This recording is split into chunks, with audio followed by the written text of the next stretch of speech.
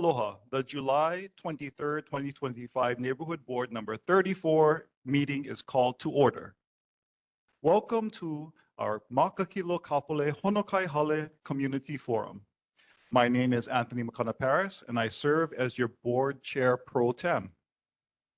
We are holding a hybrid meeting with community members here at Kapolei Hale, conference rooms A and B, and online via WebEx. For order and decorum, if you wish to speak, please raise your in-person hand or your virtual hand and wait for the presiding officer to call on you and recognize you before you speak. If I missed any hands, in person or online, please get the attention of our Neighborhood Board Assistant, Jeffrey Jones. Speakers have 3 minutes to comment on any agenda item. Those giving reports this evening have 10 minutes, and presentation materials are available on the Neighborhood Board Google Drive, and sometimes we have physical copies.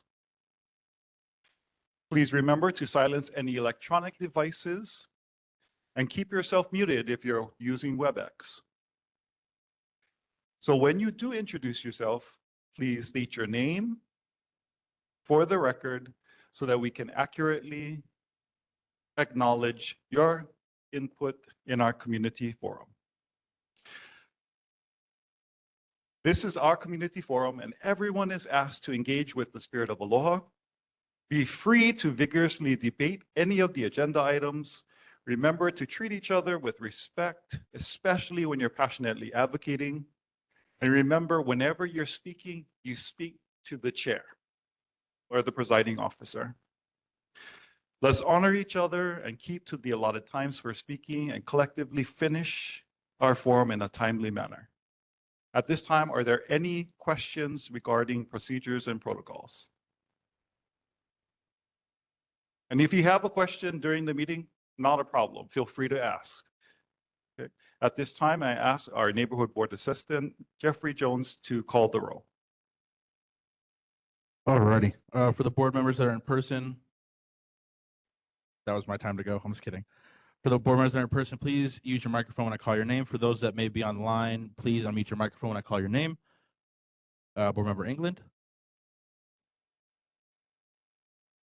Here. Board member Dudley.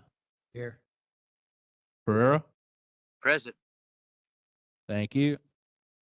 Hale will be with us, I believe, later on this evening. Hare. Present. Lidstone. Medeiros. Present. Ta'ala. Oh, and Chair Paris. Here. Everybody, we have quorum with a count of 7 board members present. Awesome. Thank you. Hi, sorry. Tia Ta'ala is here. Sorry, I had trouble unmuting myself. No problem. Chair recognizes Board Member Tia Ta'ala. Excellent. At this time, we have our mandatory reports from our finest servants and first responders, starting with Honolulu Fire Department. Come on up.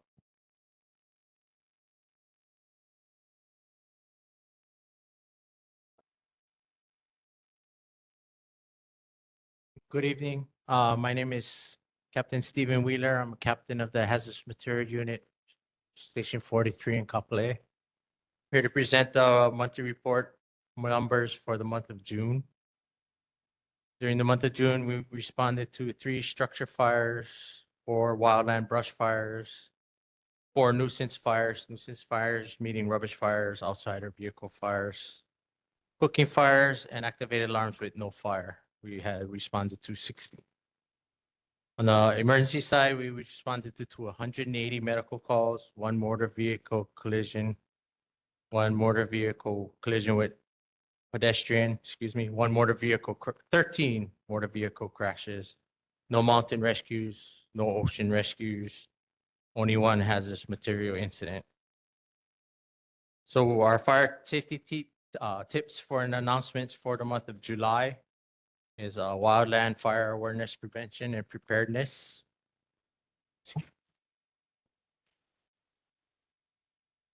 Wildland fire significantly threaten Hawaii's landscapes, wildfire, and communities with dry conditions and deadly activities, increasing the risk. It is crucial to take proactive steps, to prevent and mitigate. So you want to lighten your load. So reduce the risk of ignition by maintaining your yard, clearing your gutters, and to remove outside fuels that can get caught up in the wildfire. So if you have propane tanks and stuff like that outside, don't let it become a.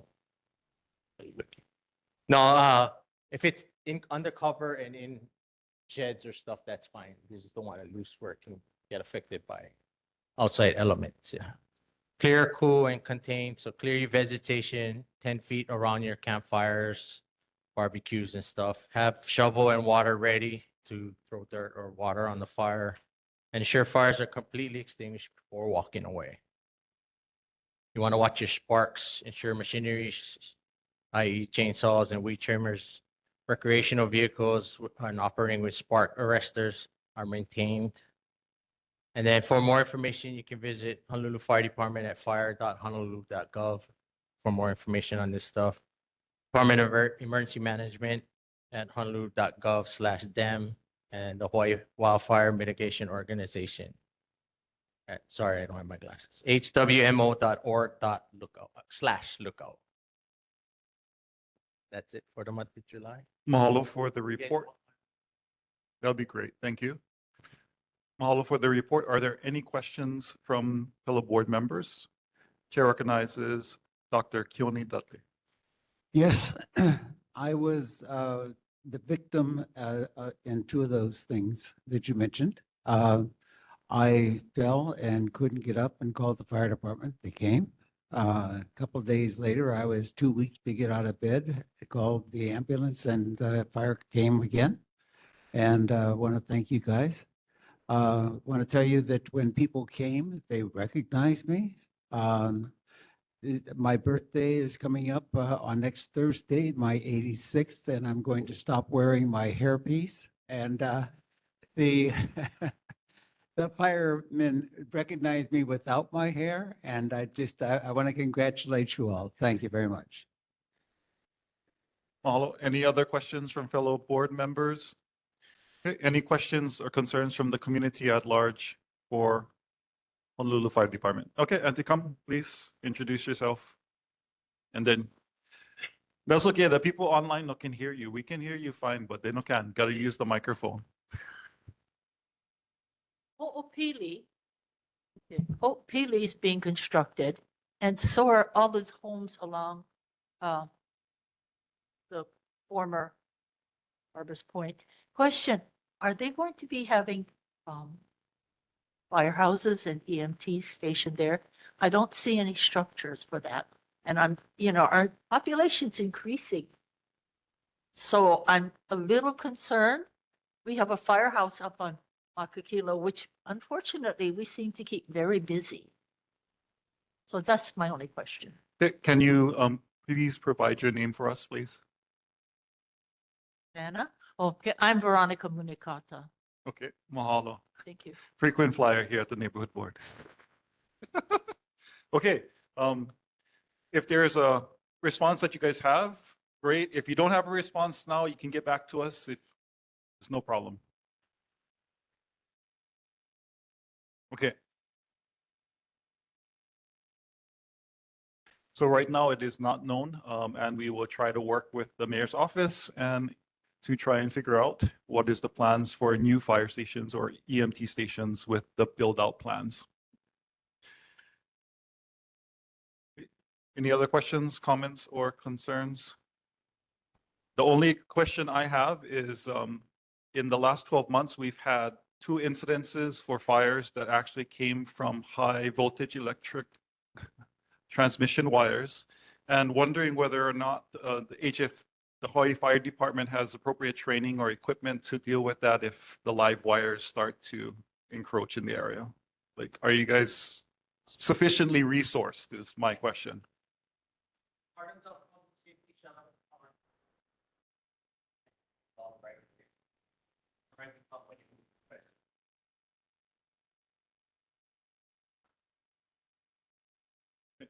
Okay, so awesome. This is a frequent question that I've received in the last couple of weeks. So to reiterate what the captain just said, that the first responders on site, if it's still live, they will contact HECO and HECO will shut down the power to that area so that they can engage appropriately. So, okay, mahalo. Now let's call up Honolulu Police Department. Good evening, Chair, board members, members of the community. Corporal Pagan with the Honolulu Police Department, District 8 Community Policing. With me tonight is Sergeant Moroka and Lieutenant Carrera. I do have your stats for June. In June, we had 11 motor vehicle thefts, 5 in our area, 13 burglaries, 2 in our area, 89 thefts, 38 in our area, 25 unauthorized entries into a motor vehicle, 10 in our area. There was a total of 710 citations issued, 8,283 calls for service in the district, and 2,682 in our area. That's all I have. I'm open to any comments, questions, or concerns. Comments, questions, or concerns regarding the report of HPD from the board members? Comments, questions, or concerns from the HPD report Right here. from the community at large? Somebody online? I'm here. I'm here. Okay, right ahead. Board member Mick Ferrera. Yeah, sorry I'm not there live. We're doing a scattering this evening. I saw the report about the radar trailers and also some of the enforcement action that's been going on at Makakilo Drive. And I've had some back and forth with HPD about writing a grant to get us some more modern radar trailers that actually record data for traffic counts, speed, and all those other things. And in my transportation committee, that's what we're working on right now, is using the same resources we did when I was an officer and had great success with it. So I really appreciate HPD in their efforts. I know one of the radar trailers you have got hit by a car and it's in for repairs, but I'm trying to get us some new ones and some better ones. But thank you very much. Thank you, sir. Appreciate it.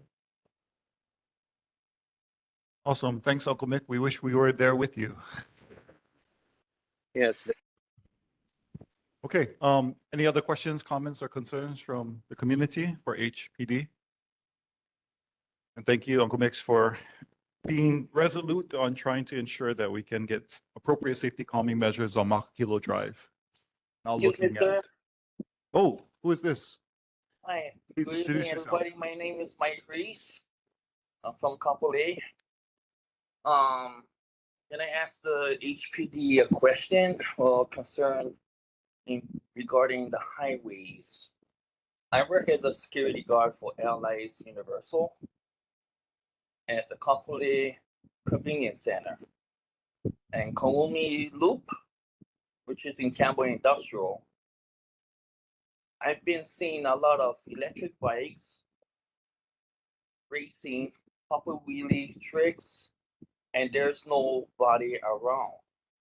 I mean, I wish I could take videos, pictures, but it's like I can't because I always catch the Uber and it's like it's hard. So I don't want to put the Uber driver in jeopardy, like if any crime issues will come. So my concern on that, I know earlier this year that the mayor had passed some bills, signed some bills with the electric bikes and all.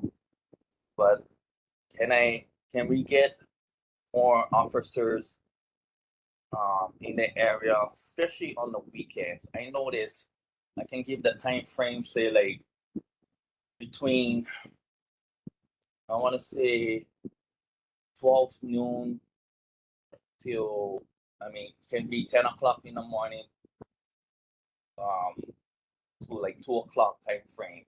I see a lot of kids, especially young ones, doing all these tricks, and I'm just shaking my head like, my goodness, why can't they just follow the law? So it's not safe for saying this to the community. Thank you. Our officers do respond when called, so if people see that they can call 911 and report it. Unfortunately, what happens is, and this happens with all kinds of different cases, is when the officers are there, it doesn't happen. You know, so to say that the officers aren't there, it's because it's not happening somewhere else where they aren't. And it's not happening where they are. So we do ask the community to call when they see it. We'll try to get down there. Unfortunately, some of these kids have gotten to the point where they decide to run from the police officers. And at times it doesn't make it safe for us to chase them on those bikes. But we have been actively going out enforcing, citing the owners, citing the parents, confiscating bikes when we can, and doing what we can about those areas. But again, like I said, it's the same thing with speeding. When there's an officer parked on the side of the road, nobody speeds. As soon as he leaves, they speed. So it's a little difficult for us to put an officer in one area because it's going to happen somewhere else. So we just do ask the community to just call and report it to 911, and we'll send an officer as soon as possible to see what they can address to the situation. Thank you. Chair recognizes community member Patrick Watson. Aloha, Chair. Thank you. Corporal Pagan, and this is just a question regarding your advice regarding a gentleman who frequents the field across the street from Walmart.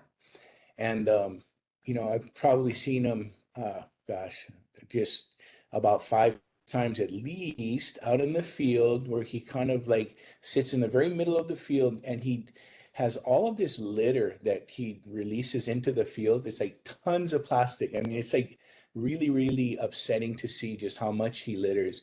So I wanted to get your advice in terms of how to address this situation. Is it something that you folks can address in terms of littering, or what would be your recommendation?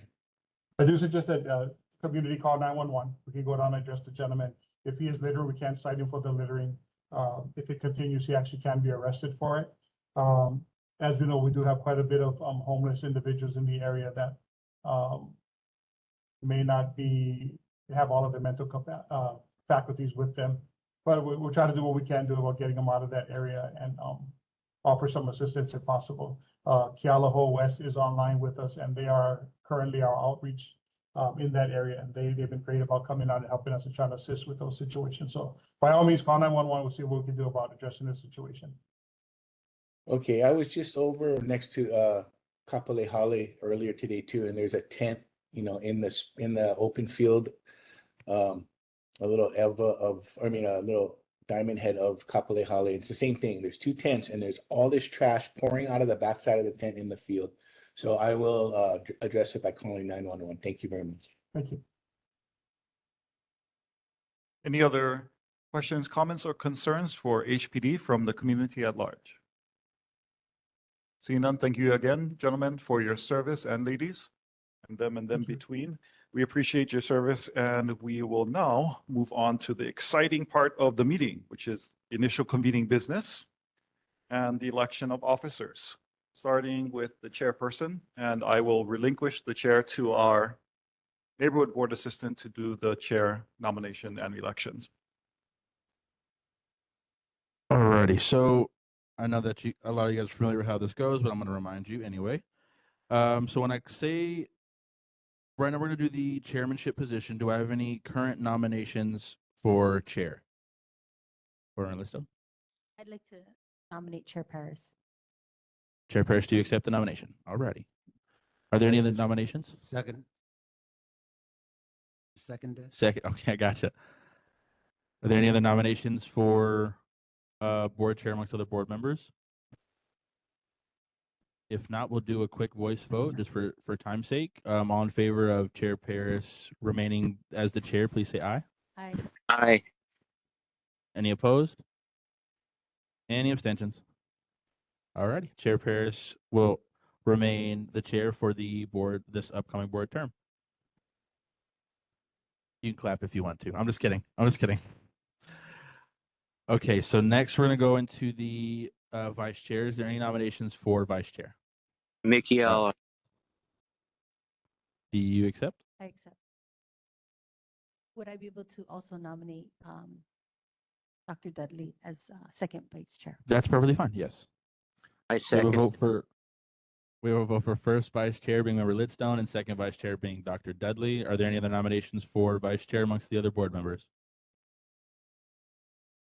Hearing and seeing none, again, we'll do a voice vote just for time's sake. All in favor of the first vice chair being Board Member Lidstone, please say aye. Aye. Aye. Any opposed, say nay.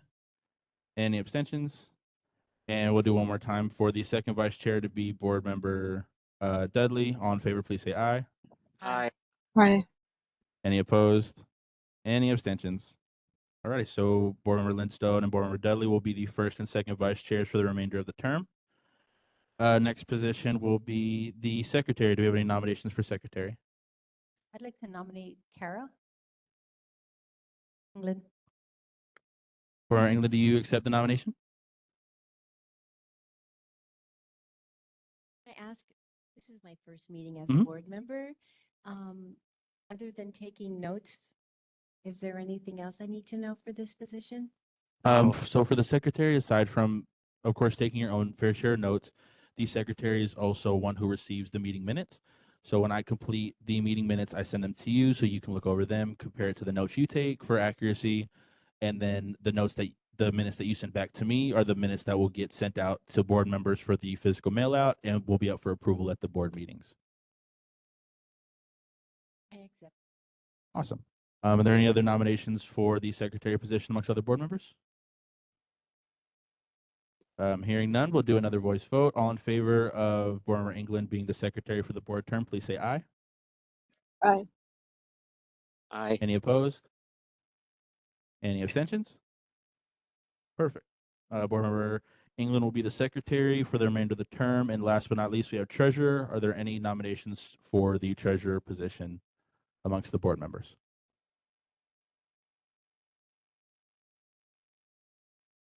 I'd like to nominate Sheila Medeiros.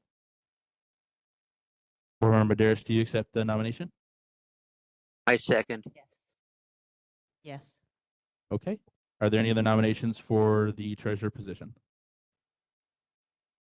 Hearing and seeing none, we'll do another voice vote. All in favor, please say aye. Aye. Any opposed? Any abstentions? Hearing and seeing none, Board Member Medeiros will be the treasurer for the remainder of the board term, and that concludes the election of officer portion. I'll hand it back over to Chair Paris. Mahalo. A round of applause for all our newly elected servant leaders. Woohoo, woohoo. Okay. Next, convening business, meeting date, time, location, and format. Chair's recommendation is to continue as is. However, we would open up for public testimony because the most important thing is that our community members can attend these. So if anyone from the community would like to comment on times, that'll be, please come and testify now. But otherwise, the proposal is fourth Wednesday, 7 to 10 p.m. at Hale conference rooms A and B and online via WebEx. Anybody wishing to publicly testify? Okay, seeing none. Chair's recommendation stands. Is there any discussion from the board? Hearing no discussion, Chair will call for a vote by unanimous consent. Is there anyone wishing to object? Hearing no objections, Chair calls it unanimous. Okay, now determination of the recess schedule. Chair asks kindly for the second vice chair, Dr. Kilney Dudley, to make the proposal. Mr. Chair, usually we do not hold a meeting in either November or December. I can't remember which, but we have the meeting for the 2 months in the first week of December. And I would suggest that we do what we have done in the past. I believe it's skip the December meeting and have it on December, the first Wednesday in December. Okay. So the proposal is to not have board regular scheduled meetings on the fourth Wednesday in November and December. However, there is a special December meeting either in the first or second Wednesday, depending on availability of Kapolei Hale. The reason why is that is because it's not guaranteed that we get the first week. It's not guaranteed we get the second. Sometimes it might actually have to be on a Thursday. So for that special December meeting, it'll be likely on the first or second week, depending on availability of facilities, but currently scheduled for the second Wednesday of December. No, no meeting in November. No November, second week Wednesday in December, alternately, whenever they give us a December availability. Okay, any discussions on the proposal? And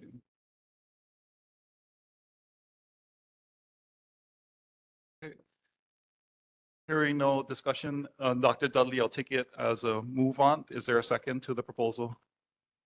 Is there any public testimony on the recommended proposal? Hearing no public testimony, any discussion from board members? Hearing no discussion, all those in favor say aye. Anyone's in opposition, say aole. Aye. Anyone wishing to abstain, say kanalua. Hearing none, or aole or kanalua, chair calls it unanimous, and our meeting schedule continues. So every fourth Wednesday, 7 p.m., Kapolei Hale, conference rooms A and B, with November break, and second Wednesday in December, pending availability of facilities. Now we get to the adoption of oral testimony rules. The current rules for oral testimony is limited to 3 minutes on any item. Chair's recommendation is that we continue this. Is there anyone wishing to testify on how much time the public gets to testify on? Okay, going once, going twice, going 3 times. Okay.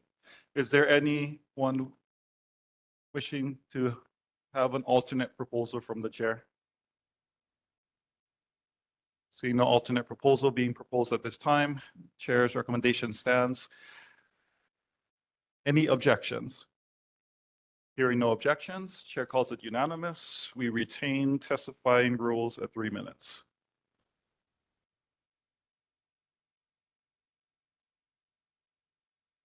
Good job, everybody. We got through our convening organizing business so far.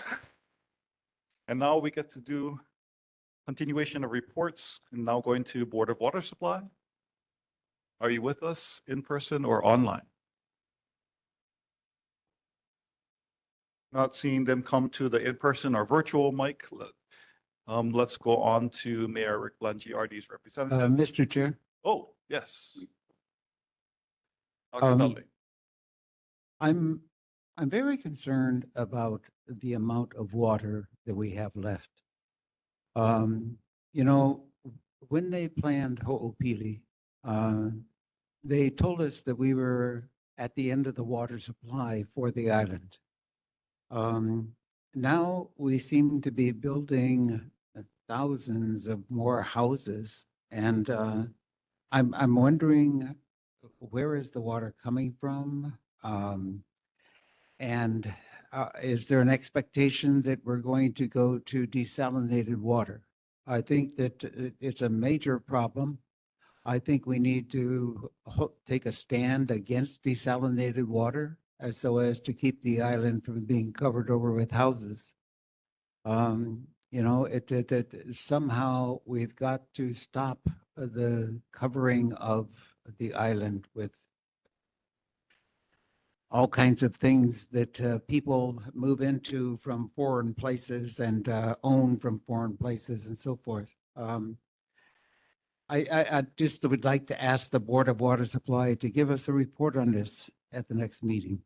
Okay, And thank you. So Chair's understanding is a request to the Board of Water Supply regarding the current status of our potable water and any anticipated projections for needs given the projected growth of the Kapolei, Honokai, Hale, and Makakilo areas, our neighborhoods. Okay. Any other board member? Seeing none, let's now go to Mayor Rick Blangiardi's representative. Chair has received communication that the representative,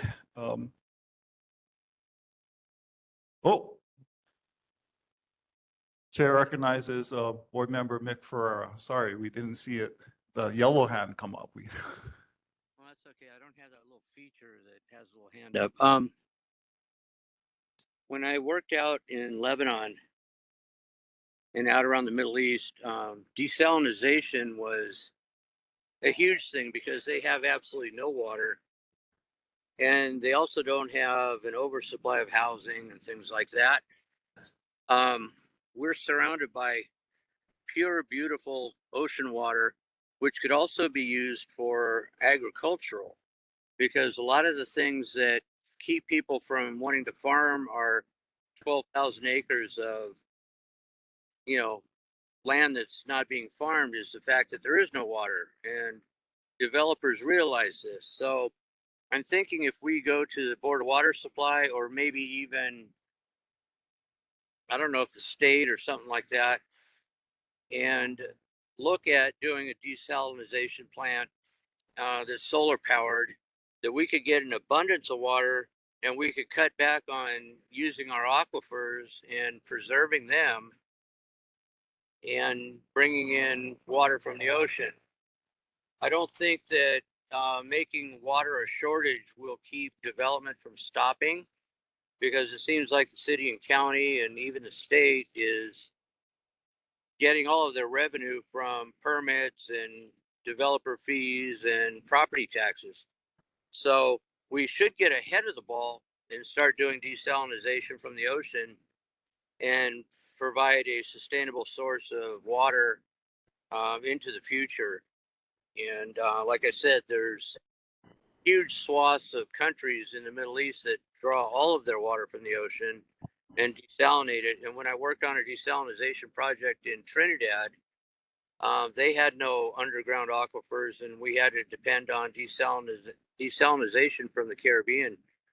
So I know it works. I know it can be done economically. They had desalinization plants that were the size of 45-foot containers in different areas to serve different neighborhoods. So that's a suggestion that I think we might approach the Board of Water Supply to get in front of. Thank you. Thank you, Board Member Mick Ferreira, for your clarification of how we should frame our question to the Board of Water Supply. And let me comment for everyone's educational edification that without that clarification, I would have kindly ruled Board Member Mick Ferreira out of order because it's not an agenda topic to talk about desalinization right now. However, it is appropriate to bring up questions that come up during the meeting for board members during number 10, member requests for future agenda items. That's where you can explore on the agenda. If something came up during the discussion, during the meeting, board members then have the ability to ask questions, comment, clarify, so that we can have a discussion about how we can appropriately agendize it. Now, also, to be very clear, this restriction is only for board members. Public, you can speak and share, ask questions on anything on the agenda at any time. My apologies. No, nothing to apologize about because he did the appropriate thing. This is for framing for a request to the Board of Water Supply. Although the framing was a bit long-winded, I'm it Portuguese. was appropriate. Thank you for that impromptu educational lesson.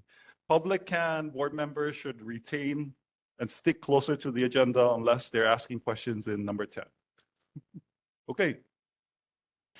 Now, regarding reports number 6B, Mayor Rick Blangiardi's representative, Chair has received a memo from the mayor's office clarifying that the previous representative, Deputy Suzuka, will no longer be with us. So I would like to say thank you to the Deputy Director for his service. We appreciate all you've done, especially with the last 2 years of bringing back answers to our questions. Having said that, the mayor's office has provided a written report which addressed all of the questions that were brought up by the community members and the board members at the last monthly meeting. If you would like a copy of the written report, there are some physical copies available, and it is available on our Google Drive. Now, let's move on to, Mr. Chair, yes, Second Vice Chair, Dr. Keone-Dale. before moving on, I would just like to mention that Keith Suzuka did a fantastic job. You know, he was just absolutely outstanding. And I wish we could put that in the notes. I wish we could give the comments to the mayor. You know, people should realize he spent hours and hours and hours of preparation for the meetings, and they did just a marvelous job of answering every question we had. So it was really great having him. Okay, Dr. Dudley, I took your proposal as a motion that we add to the agenda. Congratulations and mahalo to Deputy Director Keith Suzuka. Is there a second? I Second by Mickey Allen Lindstone. Is there anyone wishing to publicly testify? Hearing none. This motion is to put on the agenda by the 2/3 majority, the mahalo and recognition for the work of Deputy Director Keith Suzuka. Any discussion from board members? Hearing no discussion, all those in favor say aye. Aye. Any opposed say aole. Any abstentions say kanalua. Chair calls it unanimous. Now it is on the agenda. On the agenda today is that our neighborhood board would like to congratulate and mahalo Deputy Director Keith Suzuka for his wonderful work. Is there anyone wishing to publicly testify? Because we have to allow you to publicly testify on everything on the agenda. Okay, seeing no one coming to the virtual or in-person podiums, the chair puts the proposal forward. His recommendation is that we adopt. Any discussion from the board members? Hearing no discussion, any objections? Hearing no objections, chair calls it unanimous. Now, neighborhood board number 34 from Makakilo-Kapolei-Honokai Hale officially recognizes and mahalo to Deputy Director Keith Suzuka for all of his wonderful and hard work. Okay. The chair will craft a letter and send out to the appropriate parties. Mahalo. Hey. Now let's go to HDOT, Hawaii Department of Transportation. If they are here, we're online. Okay. Seeing no one from HDOT, let's go to the interim board representative or acting board representative to OMPO, the Oahu Metropolitan Planning Organization, the Citizens Advisory Board. Uncle Frank Canario, do you have an oral report for us this evening? Yes, Mr. Chair. At the July meeting of the Citizen Advisory Committee, or the CAC, the OMPO staff briefed Revision 5 of the Transportation Improvement Program, or the TIP. Large cost increases were estimated for Kamehameha Highway bridge projects and traffic signal modernizations. The environmental assessment for completion of Makakilo Drive will not show in the TIP because no federal funds are allocated for the EA. The revision was approved for movement to the policy board. Samantha Lara of OMPO presided over a discussion for removal of 6 neighborhood boards from the CAC due to 6 absences during this calendar year. To return to the CAC, a member organization must attend 3 successive meetings and then apply to the policy board for reinstatement. Member John Rogers suggested that the newly formed neighborhood boards may show renewed interest in the CAC. Our board, however, is in good standing. OMPO Executive Director Mark Garrity announced that there will be a ceremony on 30 September for the opening of Rail Segment 2, which will extend the alignment from Aloha Stadium to Middle Street. With an airport station in the new segment, there was a concern about check-in luggage being too large for the bus. I mentioned that such items may be allowed on articulated buses, However, I do not know if they will be employed as rail feeders. Concerning Makakilo Drive, a letter to the mayor, the DTS Director Morton, with a copy to Council Member Topola, is on the agenda for tomorrow's meeting of the Palahua Community Association. Mahalo. Mahalo, Acting Liaison. Uncle Frank Canario, appreciate the work. Thank you for the report. Any questions, concerns, comments from the board members? Chair recognizes Board Member Mick Ferrara. I think Frank pretty much put it out there, so I'm good. He's my ace. Awesome. Okay, any other questions, comments, or concerns from fellow board members?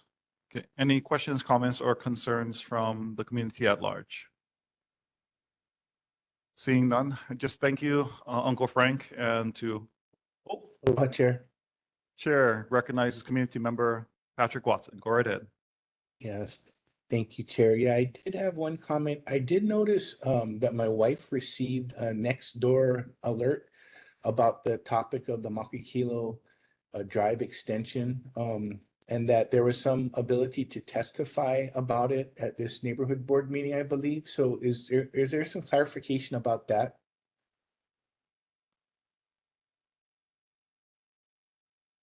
So clarification, I'm not sure, community member Patrick Watson, is any of the other officers, board members, or acting liaison know anything about an invitation or testimony this evening? If I may, Mr. Chair, Frank Genadio. Go right ahead. There was a long discussion on the Nextdoor Digest today concerning the extension or the completion of Makakilo Drive. And several people weighed in. I think some of them are listening in tonight. And Representative Keela, who's chair of the policy board, also mentioned that well, it's up to the county to provide inputs to the policy board. Of course, the policy board is the entity that actually approves projects that go into the transportation improvement program. So there was quite a bit of discussion today on the Nextdoor Digest. Thank you for the clarification, Uncle Frank. Board Member Ferrara, you have anything to add? Yes, I do. So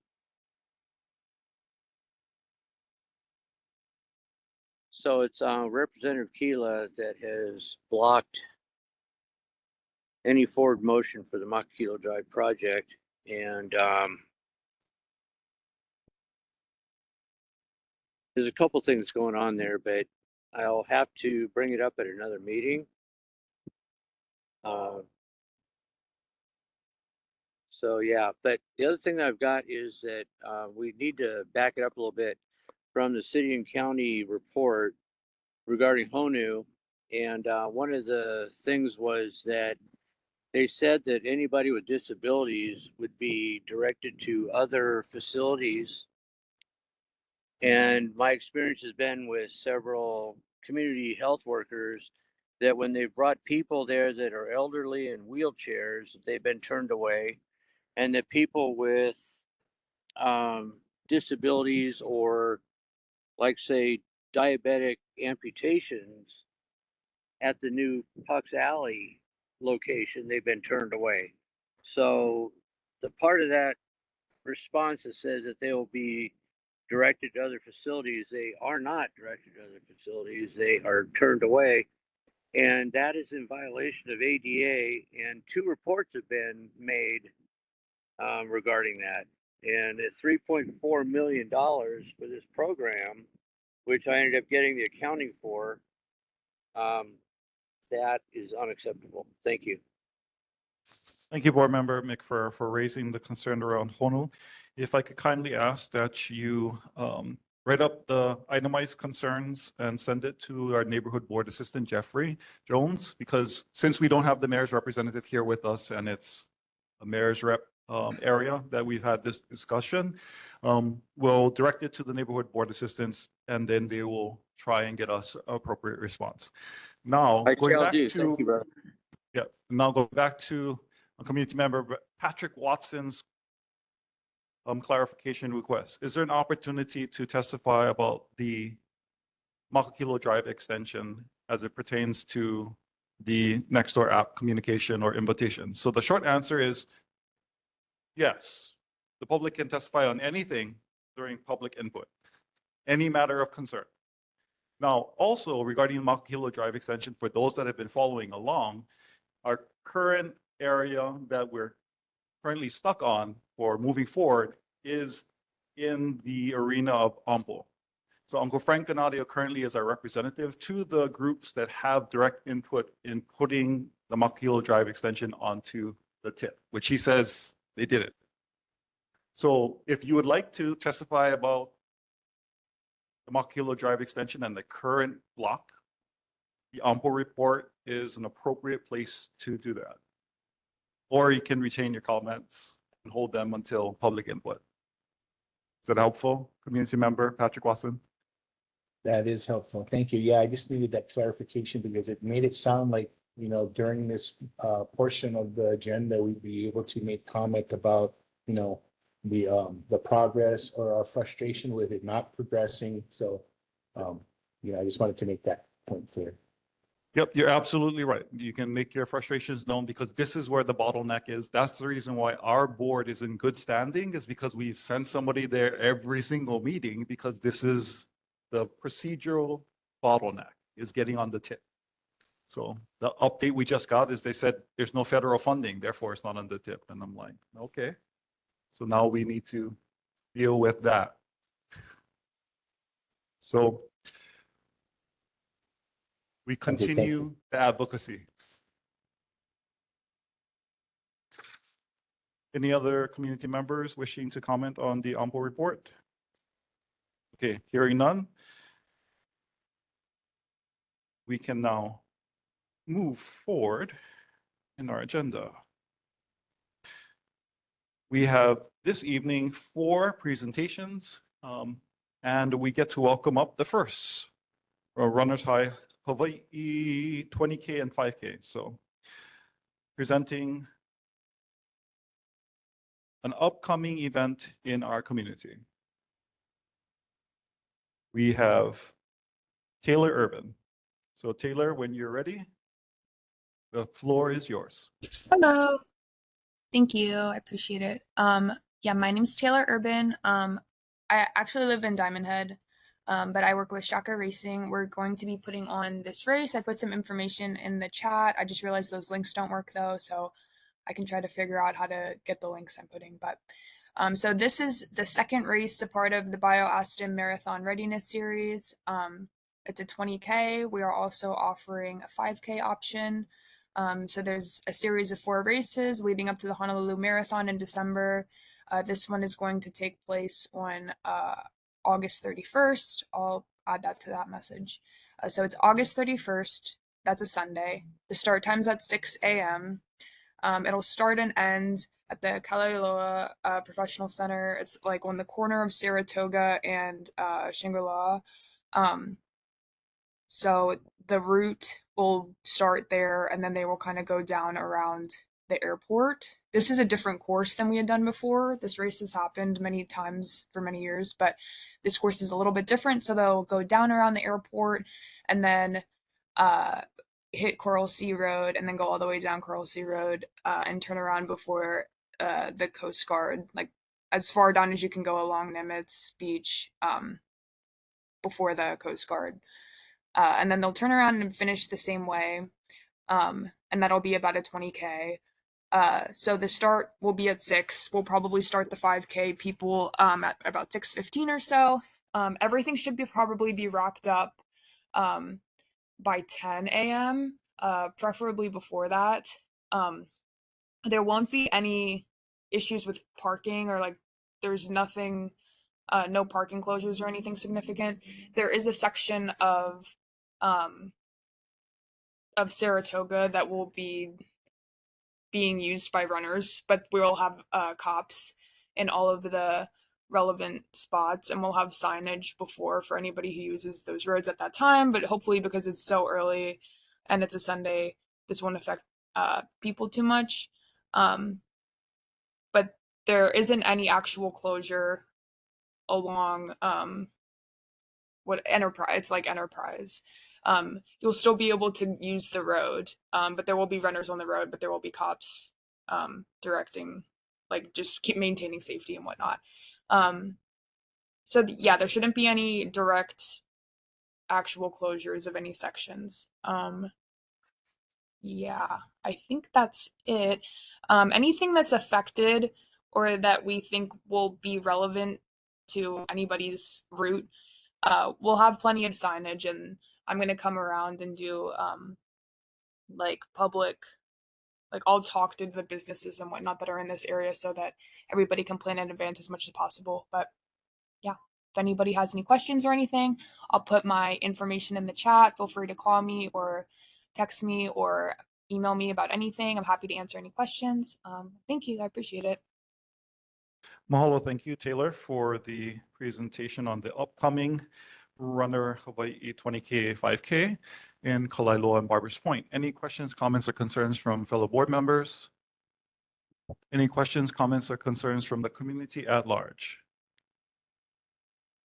Okay, excellent. If you don't get the information from the chat, the contact information is also on your agenda, so feel free to look there for the information.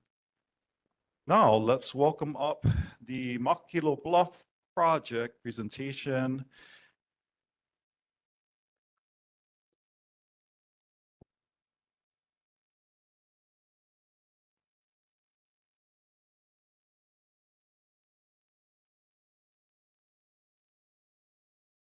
Come on down.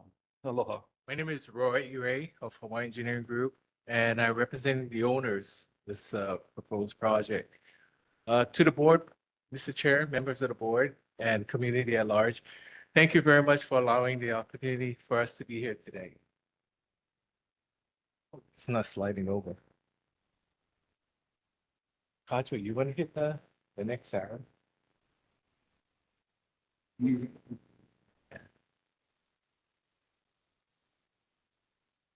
Yeah. Maybe So- put it into presentation mode. Yeah, you could put in presentation mode. Yeah. Oh, Yeah, it's not, my remote is not clicking it right now. and presenter uncle, can you approach the mic closer, please? Yeah. Okay. Yeah, feel free to adjust it, no problem. You can, don't be afraid to almost kiss the mic. I don't know if anybody wants my disease. No. Kacho, but the projects, take it to slide 2. The proposed project is on over on the Makakilo Bridge, not on the ridge, but off of Kawila Street. And this slide that is shown here is the EVA development plan that has been adopted in the past.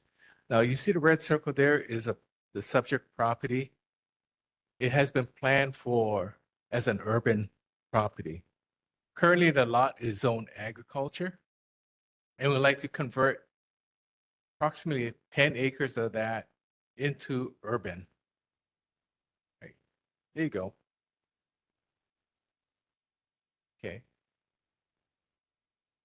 It's pretty difficult to see, but as you can see, on the slide 2, there's a portion of lot. This is a portion of property where it connects to Kawila Street.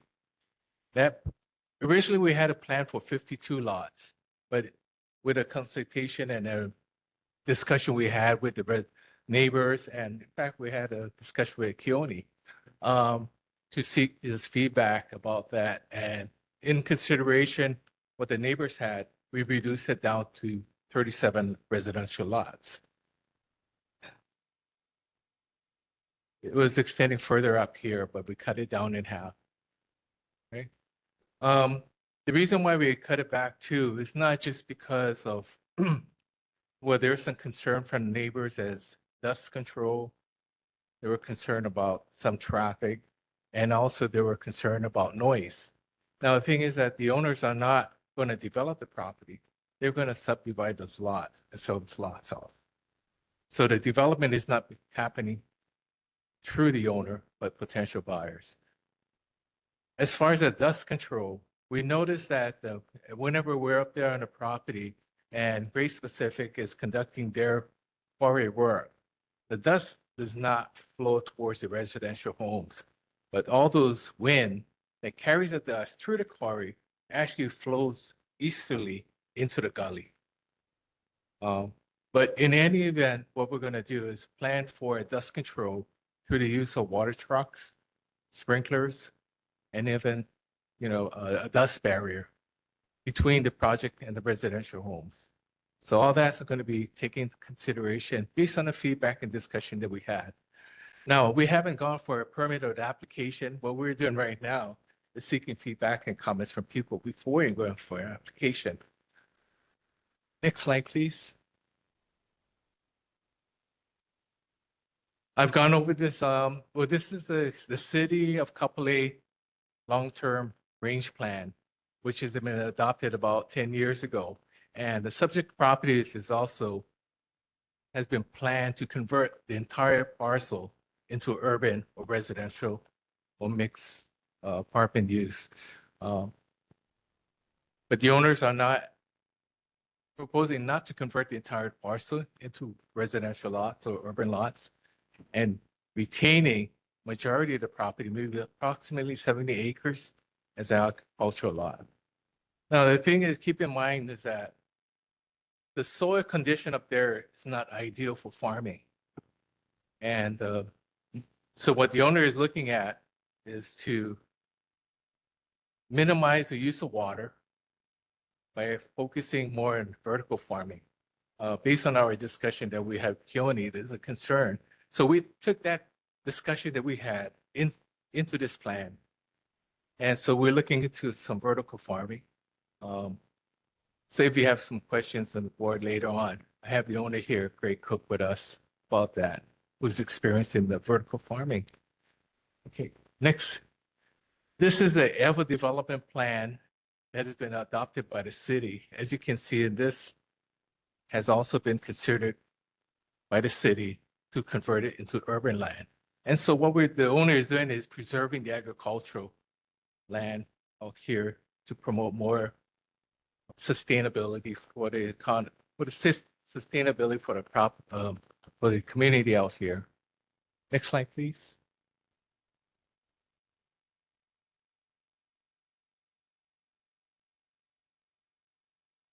Oh, next slide. Yeah. So in summary, basically, we've done some of our research environmentally. Next, the last slide, please. So in closing, I just would like to touch a little bit on our, what we've already gone through. And we've done some environmental research, social research, culture research, and community.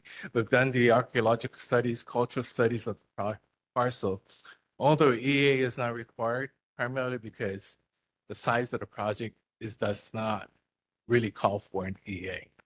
But nonetheless, we've done all those studies to make sure that we're not impacting the community out here. And then also, in addition to that, we're in line and compliance with HRS 226, Oahu General Plan, EVA Development Plan. So prior to us going in there, we also had discussion with the neighbors, and they're actually, a few of the neighbors may be here, right here.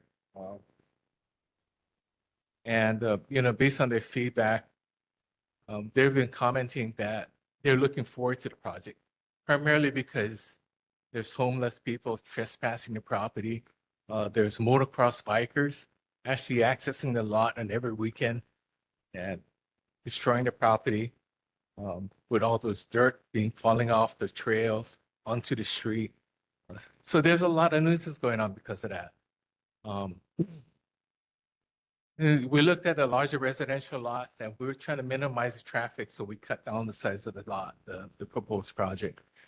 Retaining agricultural lots to create open space.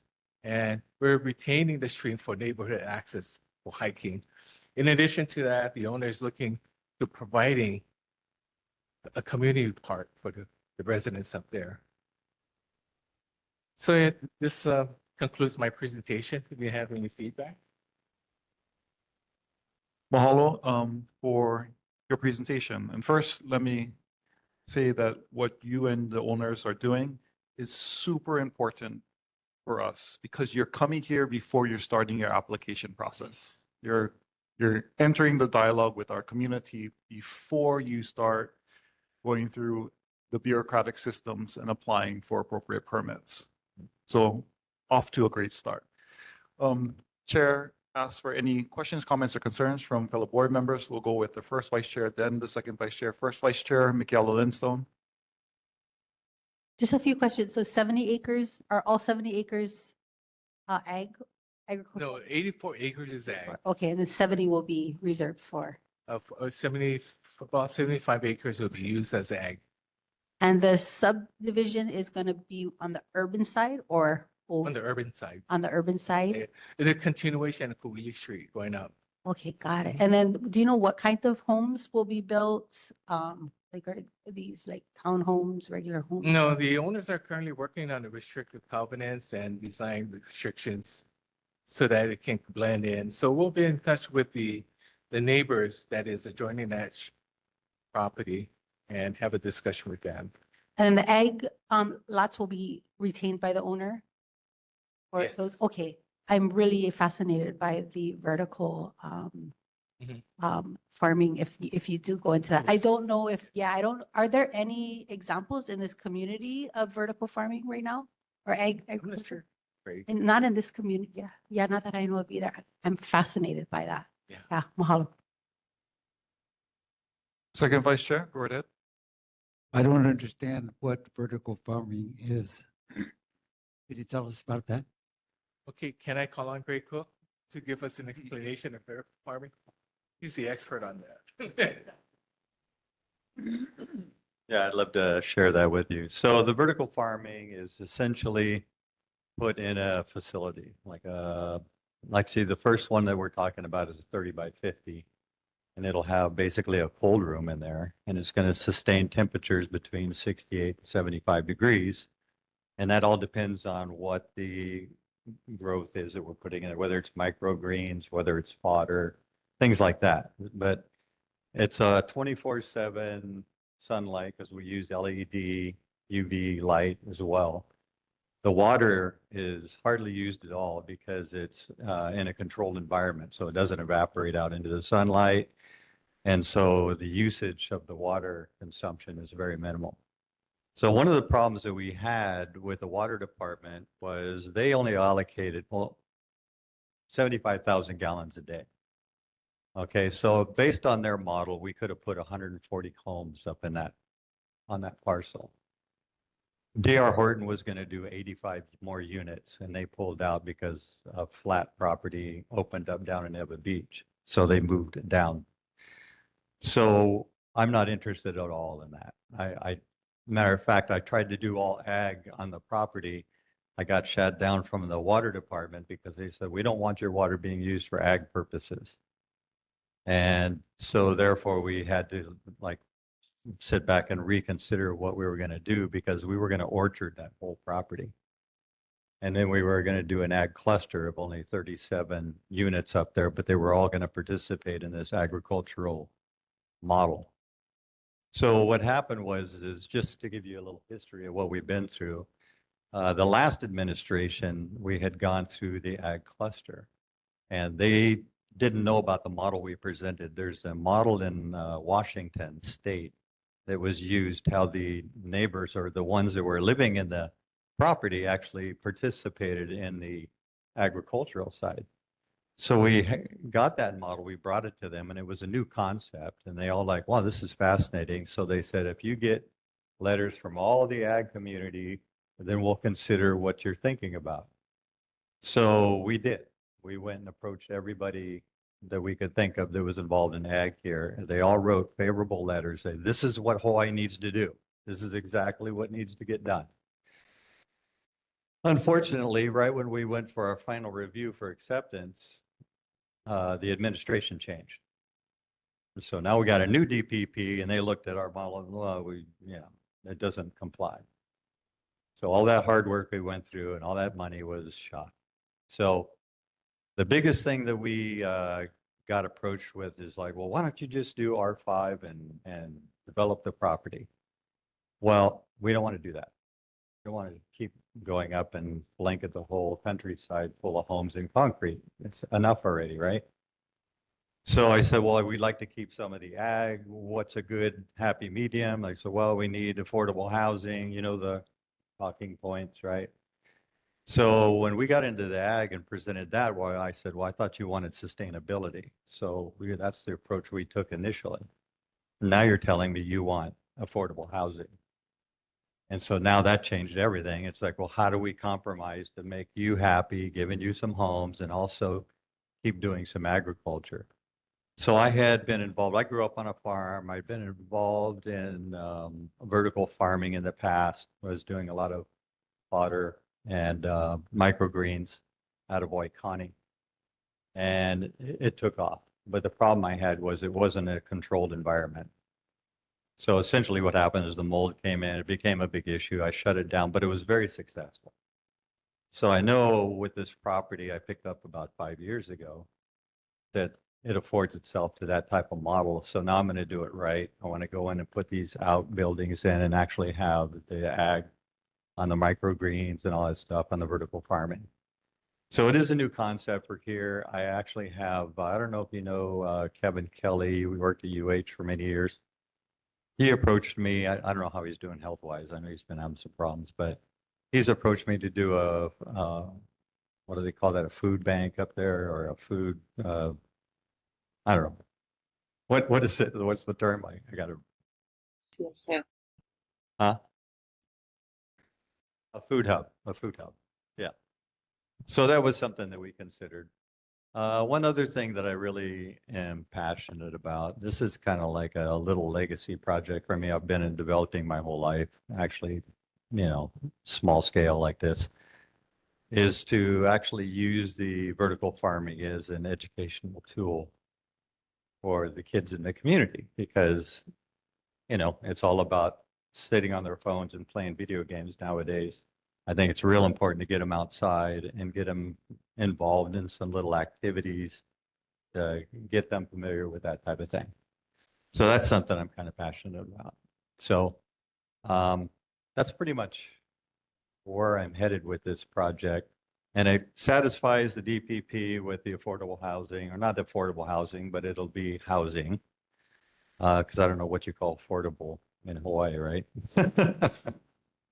So, and the other thing is because we're going R75, which is 7,500 square feet, and R10, which is 10,000 square foot lots, we spread it out so that there's a little bit more green between the homes. And because the community that we butt up against is 5,000 square foot lots.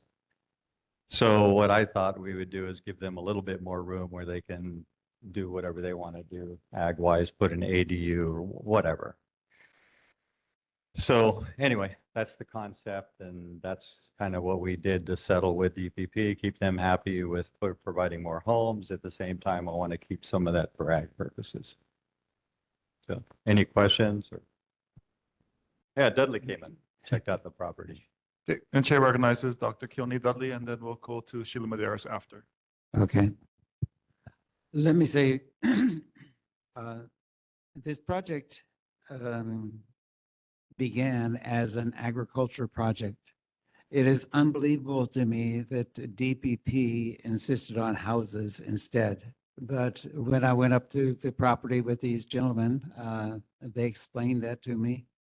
And so they were putting a number of houses down at the bottom of the property. The property is quite steep.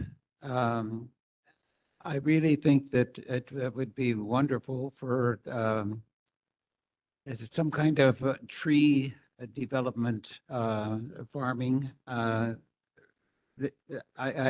don't know how they're going to work out this thing about the vertical farming, but I do think that they're really interested in doing the right thing, and when it get down to 37 houses, I, even though I object to any houses up in that area, because we're talking about Makakilo, we're talking about when you go up into Makakilo to the first signal, you make a right and go up the mountain there. And that's the area, it's at the top of the mountain on that street. So, you know, I would prefer not to see any housing up there, but the fact that there's 737 houses on 84 acres, that leaves a lot of property that's open. You know, when Ho'opili was built, they promised that the houses were all going to have farming in the backyards. I think if you were to begin to really push that project of, you know, you got a big piece of land here and farming would be really good for you to do in the backyards. I think that's something that our board would really jump at, support. I'd love to. The overall, I just think that I think these guys are good. I think that they're really interested in agriculture. I think we as a board are very, very interested in seeing agriculture any and everywhere we can see it. And I even though it's housing, I kind of give my support to it. Okay, thank you. Any other concerns? Chair recognizes Member Treasurer Sheila Maderas. Hi, I just want to say thank you so much because this is refreshing. Coming from a gardener, I just appreciate that developers, or I'm sure you didn't come in initially to do developing in terms of homes, but agriculture, because we do need to preserve areas for ag. We live in a limited space. We live on an island, and to continue to build homes and not recognize that we have limited resources is problematic. So I thank you. I thank you that you're thinking ahead. And vertical farming is exactly an innovative way to add to the ag, the food sustainability. I'm all about food sustainability. And we do need to figure out how to do this and do more with food security.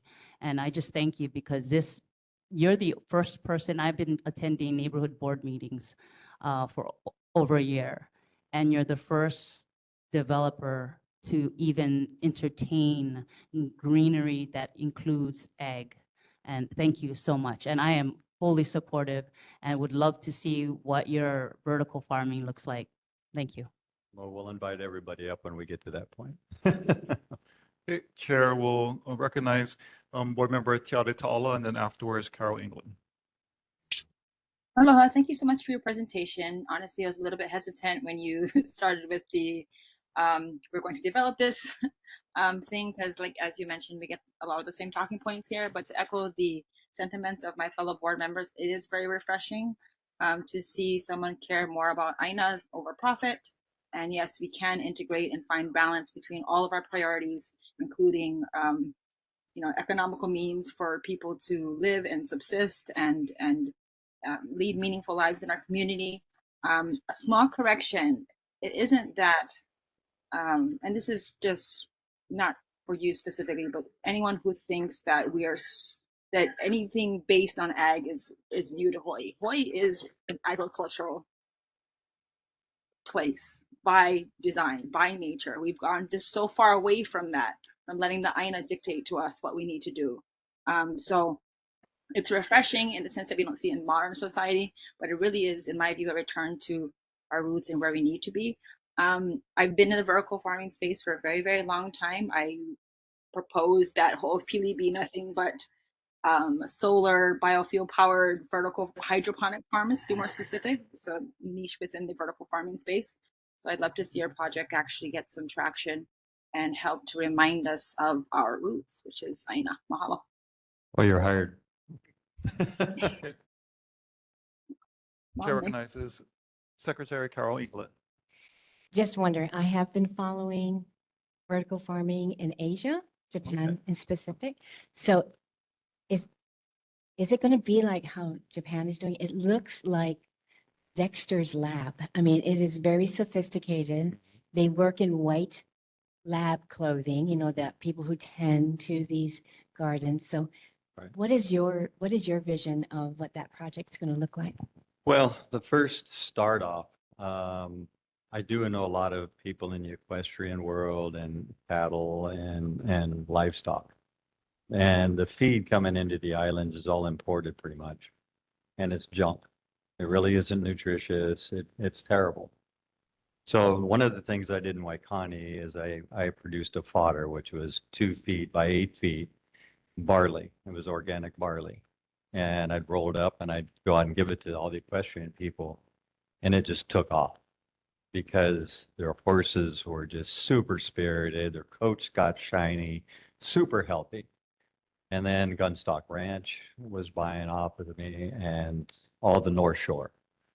And then that's when the mold kind of came in. But the microgreens were kind of a thing on the side, and hydroponics and whatnot I was doing, experimenting with. So I want to implement a lot of different things up there because of my limited water and the terrible soil situation. I've got to kind of get creative, you know, on how to make the best use out of it. So, yeah. Are we good? Okay. Are there any other questions, comments, or concerns from fellow board members? Okay. Now let's open up for community members. So anyone in person, please come on up and share and introduce, and then we'll alternate in person and online. Hello, my name is William Albritton, and I live about 6 houses down from the end of Cooley Street. And my question is, how many people in the neighborhood were questioned or asked for their opinion about the new development? And then, so that's one question. And my other question is about vertical farming. So my understanding is you got to put a lot of power into the container that contains all these plants. I actually work at Leeward Community College, and we looked into this something called Freight Farm that actually went out of business. They had to like bring in carbon dioxide into the plants in this thing to make sure it grew right. And then if the power goes out, your plants are just gone. So that was some issues that we ran into. So anyway, I know it's a complex issue, but that's my 2 questions. Thank you. 2 questions.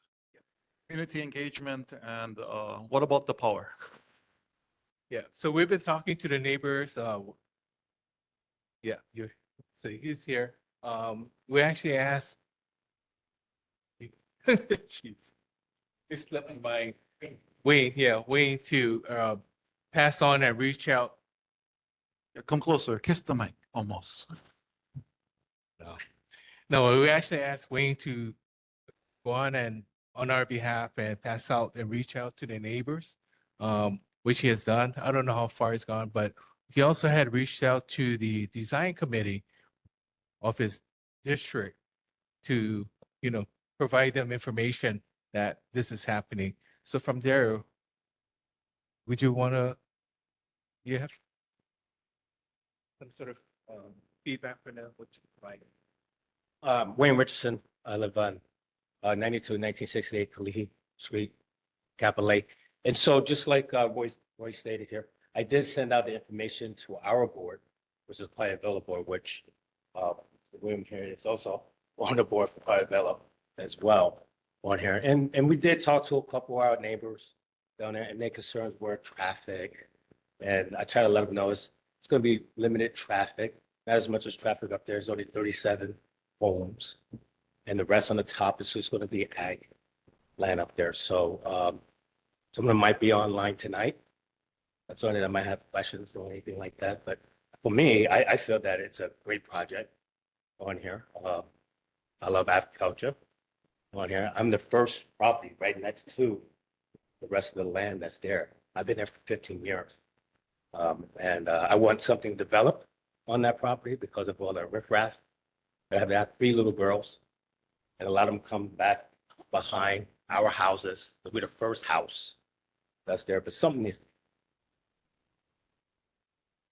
Mo, is there a response to the second question about the energy usage or disruption of energy for the vertical farm component? Yeah, anytime you do vertical farming, you need your backup generation, but we're gonna, all of the outbuildings that are gonna be up there will be all solar panels. So we'll have batteries and everything so that we make sure pretty much everything in that unit is gonna be low voltage. All of the lighting, everything is all LED.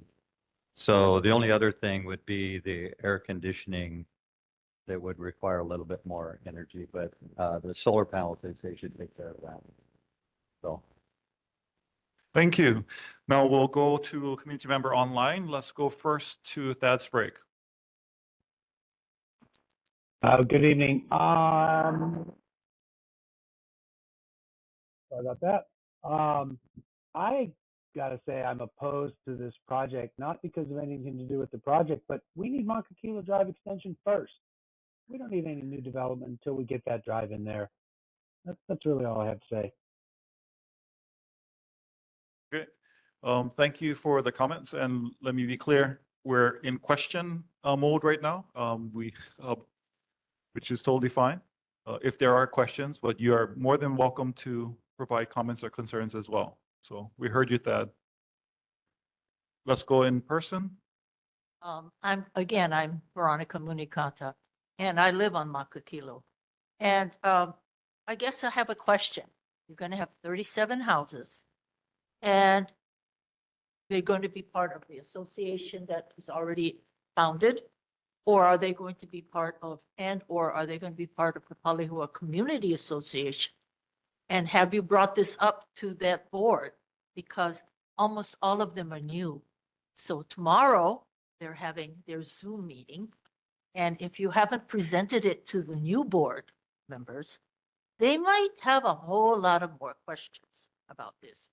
And again, the Makakilo Drive extension is a priority because that little false tsunami warning that we got because something happened in Alaska or Russia scared the heck out of about half of my homeowners, and I kept getting pings all night. I'm on their board. And when they canceled it, everybody was very happy, but they kept saying, are people from Eva and Kapolei coming up our road again, like they have in the past? So again, Makakilo extension is a priority, but also too, where does this fit into the community associations they have? Are they going to be separate entities, 37 houses, or are they going to be part of the gentleman's home units there? Mahalo for the comment and concern that Makakilo Drive being finished is a continual issue for our community down there. And as recently, we had the tsunami alert because of the 7.5 and 7.3 Richter scale earthquakes in Kamchatka in Russia and up in the Aleutians in Alaska. It did scare a lot of our community members and did actually get people in our communities getting ready to go up the hill. So Auntie is correct. Like, this is a issue that we need to deal with. And the second question, sorry, not, and the question that she had, if we could get that addressed, that would be great. Whether or not they're going to be independent association, independent homes, or are they going to associate with one of the associations that currently exists? Yeah, no, that's a good question. We haven't considered that yet. It's something that, it's so beginning of the process that it could be considered as an independent association, or we haven't had a discussion with the Cooley Street Association yet. So that's pending. Still early, figuring it out. Got it. Okay, now let's go online to Mr. William Gooding.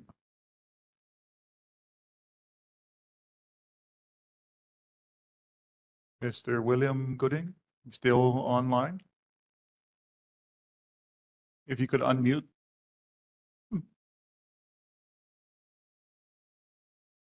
Okay, we'll come back to Mr. William Gooding and let's go to Robert Hi, Justice. hello. Hi, Oh. I'm Pat Gooding. Can you hear me? Sorry, I'm William try again. Gooding's wife. So, can you hear me? Aloha, can you introduce yourself, please? My name is Pat Godding. I am William Godding's wife. Can you hear me? Yes, now we can. Thank you. Okay, great. My name is Pat Godding, and I Ms. live in Godding, Cumberland. could you, Ms. Godding, Yes, can you please type in your name into the chat so we have your appropriate spelling? Because your name is not listed on, where do I do that? Oh, chat. yes, on the chat function. Yeah. And yeah, and after you do that, go right ahead. I don't know where you want me to type in. Let's see. Godding. Can you see that? Did you receive that? Yep, we got see it. it. Thank you so much. Go right Okay. ahead. My name is Pat Godding, and I live in Kahibalo neighborhood. I am at the top of Kalihi Street where the proposed lots are supposed to start. I am Wayne's neighbor. He spoke earlier. And I do have some clarifications, dispute some of the statements that were just made about involving the community. Only two of us, Wayne and myself, were at that very informal meeting at the end of our street with Roy and Craig and Kajo. So it's not like any kind of majority of anyone in Kahivelo even knew anything about this meeting. And we haven't been informed at all about any of the projects and the proposals of what's been happening. Our HOA, Hawaiiana Management, knew nothing about the details. So many of us are feeling like there hasn't been transparency. So you're commending them for what they're doing, but some of us as owners right on this street that are going to be directly involved are feeling a little differently. So I have one question and then three comments. My first question is, where will all the workers park during all of this grading, construction as it's going on? Should I wait for that answer or should I continue my other comments? You should continue and tell us everything. Okay. Number one, for those who claim they support this for affordable housing. Now, I was not aware that the plans change because when we met informally several weeks ago, we were given from Roy, the engineer, a drafting of 20 7,500 square foot lot homes, gated community with 34 10,000 square foot homes, and then 10 ag lots, 2 to 4 acres. So I don't know when that changed, but none of us know about that. So now you're stating it's 37 lots. The information I had was based on what we just learned. Our tract neighborhood home is 14 years old, and 6 properties in the last 6 months with an average lot size of 6,400 square feet sold for 1.1 million to 1.4 million. The proposed properties that we're talking about, I'm sure are going to be selling for substantially more. So please don't call that affordable. Number two, we already contend with 24/7 dirt from the quarry. You address the dirt, but the noise from the grading, construction, and what Roy said about the dust flow, that is absolutely incorrect. We get constant trades through that valley that go straight into our backyard toward Wello, toward Makakilo, all the way up to the hill to Nemo and Palalo Street at the top of where this proposal is. So if you recently painted your home, washed your cars or windows, have anyone with asthma or respiratory issues in your home, or enjoy sitting outside, we are all going to be affected with that. And then finally, the traffic. Without even counting the ag lots, like 2 to 5 vehicles for each of these homes. The original information I had was 54 homes. That's between 108 and over 400 vehicles entering and exiting our neighborhood at that Makakilo Drive intersection. And so if we take it down to just 37, maybe we're going to say 100 to 300. That's what I'd like everyone to consider. Thank you. Okay. Thank you for your comments, concerns, and the question regarding parking. So if we could get a response. Yeah, thank you very much, Pat, for your question. Yeah, the parking as far as the construction is, it's going to be, the workers are going to be permitted to park on the property, the subject property in itself. I mean, the property is so huge. And so there's room for parking of the workers in that area. As for your comment, in regards to, trying to work with the neighbors and et cetera, I mean, the time that we met with you was such an initial stage as a beginning. Since then, the project, we took into consideration of feedback and comments that we heard from the residents. And therefore, we had reduced it from 54 lots down to 37. Noticing, taking note about potential traffic. Now, we had taken a traffic report that was done by Austin Tsutsumi back in 2020 and incorporated and phased it back down based upon that. The number of the reports that was taken into consideration at that time when the ag cluster was being developed, which is much more homes than what we are looking into right now. So based on that, they're looking at morning peak hour traffic, additional cars, and 56 additional vehicles during the rush hour traffic in the PM, which they noted in summer as being a minimal impact to the traffic in that area. So we took that into consideration. As far as the dust control, we also noticed that we took note on the direction of wind flow whenever we visited the property and noted, so, I mean, granted, wind could change direction anytime. And that's the reason why during the construction or grading of that property, use of water tank would be utilized or a sprinkler system to minimize the potential impact. Now, in relation to the size of this project and to what Grace Pacific is doing, you cannot take apples for apples because the size of the project is not comparable at all. This is minimal compared to what you're seeing over Grace Pacific. So that's our response. Mahalo. Sure. But the question was about parking, right? So I know, but also there was a concern about traffic, and I just But wanted to. she made statements. Okay, so you don't want. There was no questions, right? Like, You don't want me to say. no, if you're going to respond to parking, Real quick, DPP, the state of Hawaii wanted me to connect our road all the way up to Nemo Street through down into Kulihi Street. That's what they've been trying to get me to do. That's why they wanted to see it developed. But since I'm keeping that ag in that top half and minimizing the development, that's not going to happen.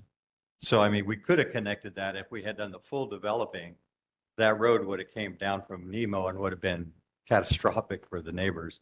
I just wanted to point that out. That was something, a big issue that they've raised for us at one point. okay. So what I see happening here is that this project is still in this development phase.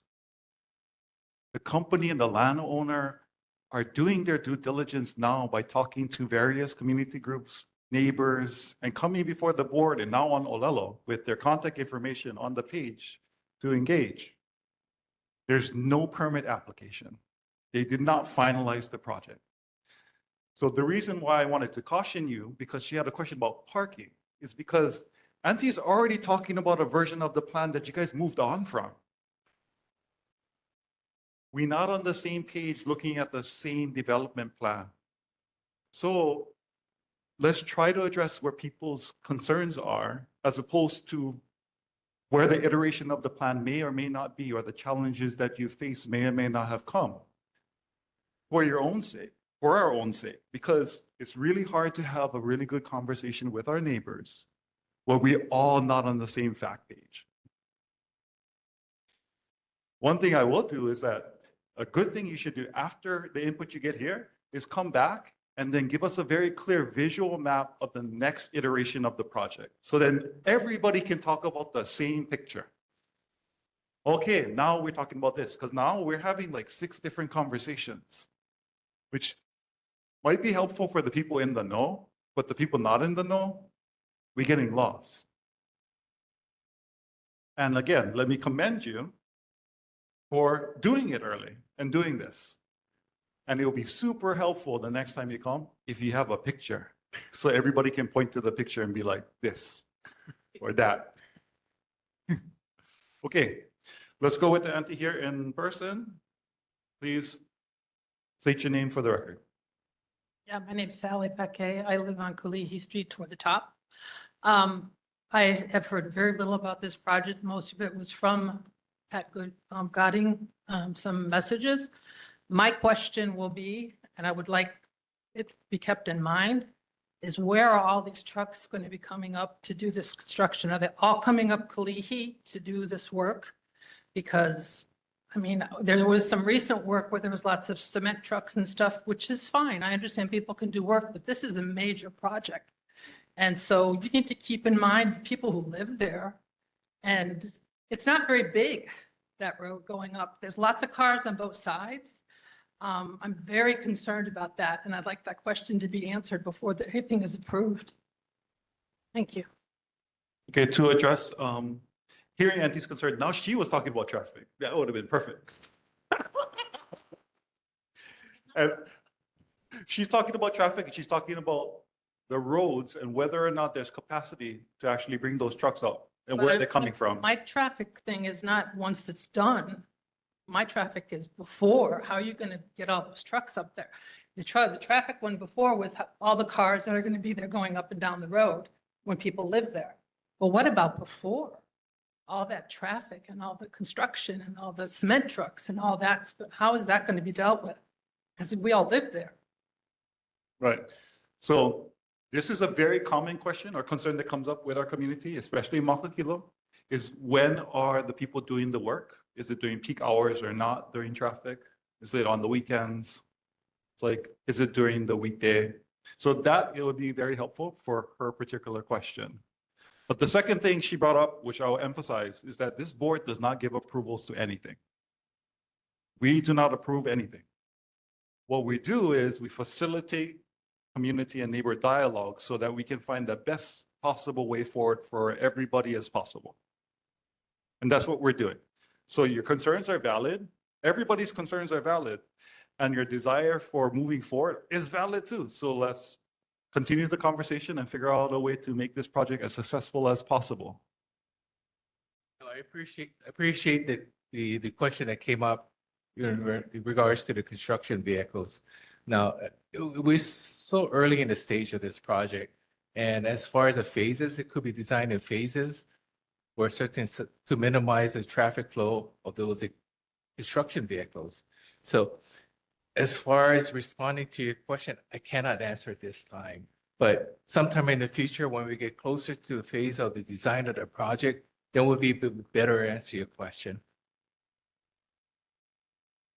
Okay, any other questions, comments, or concerns from the community? Okay, let's go online hand to is Robert raised. Justice, Oh, and sorry. then we'll come back in person. So Robert Justice, please go right ahead. Yes, I think Pat covered a lot of the issues, but I'm a resident of Kahivelo and live across the gulch from that project. And I don't have a problem with the project per se, but I do have a traffic safety concern, which may not be in the developer's purview. But the intersection of Wellow Street and Kulihi is hazardous because for traffic going west towards Makakilo, there's a blind curve. So when I turn right from Wellow to Kulihi Street, I have to be very careful that there's not somebody speeding. There's not much time to react. So maybe this is not something that the developer can handle, but there are accidents waiting to happen. I'm not talking about construction projects. I just think something should be done to mitigate that particular intersection. And also a lot of people use Wells Street now from up above, so that just adds to the risk.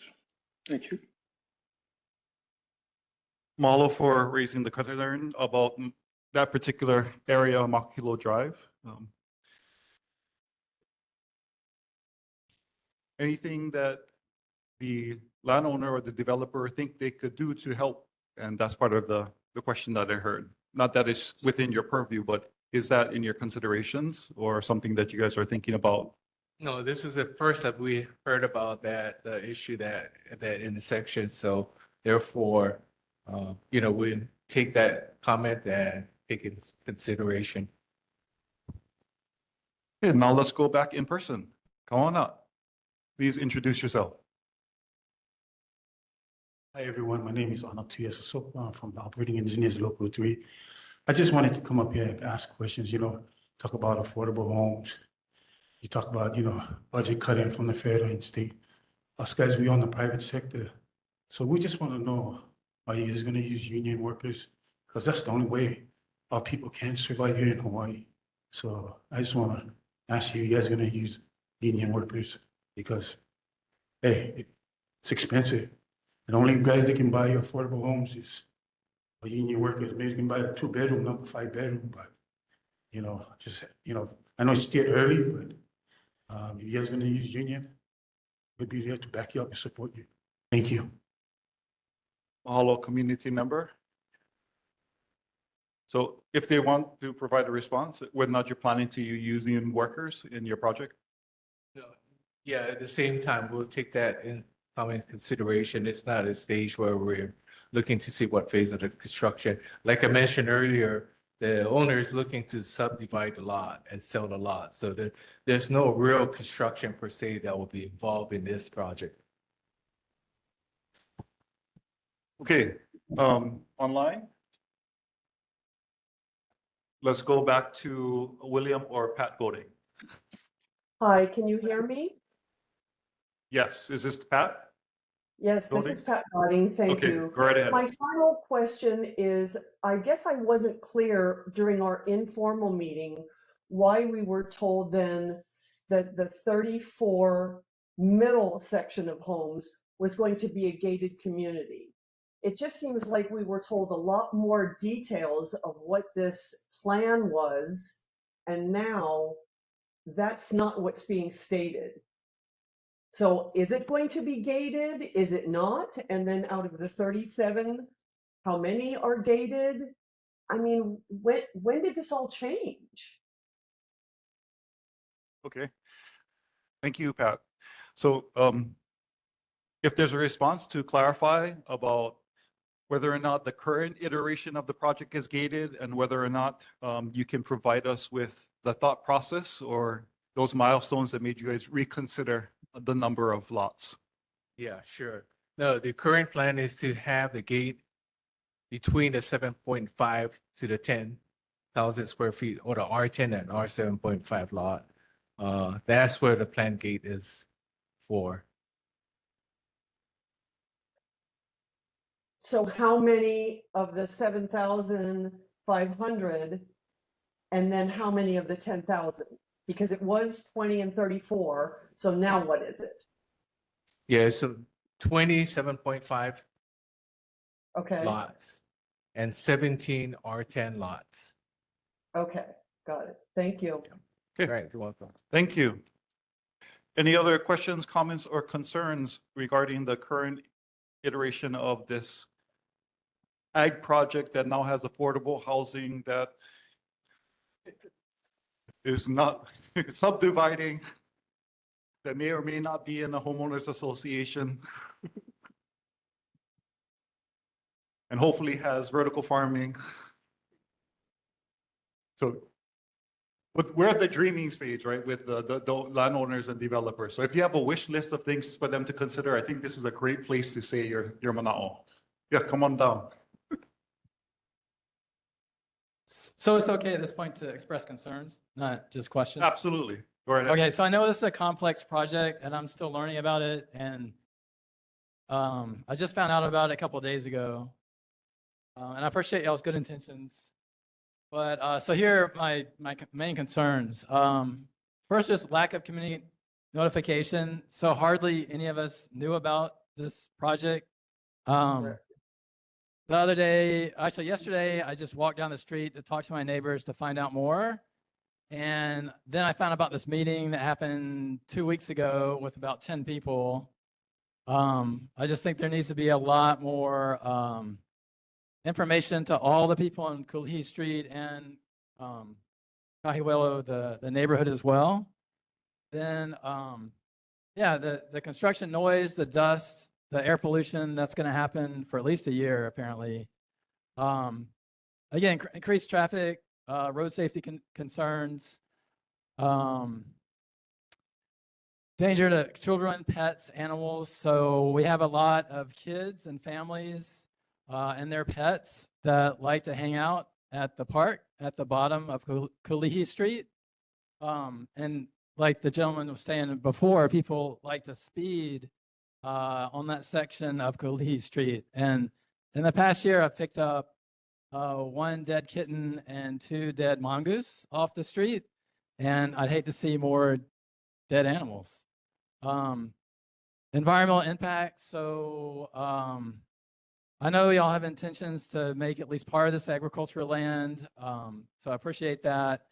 And then I was also told that there have been environmental studies, but I haven't seen that documentation. I think the more documentation y'all show us, then that would ease people's concerns. The quality of land, I'm not an ag person, but I don't know if there's ways to improve the soil with different kinds of plants. It would be nice to have more trees up there. And then what was really surprising with all this talk, there was no talk at all about the native plants. So we're in the, what do you call it, endangered species capital of the world.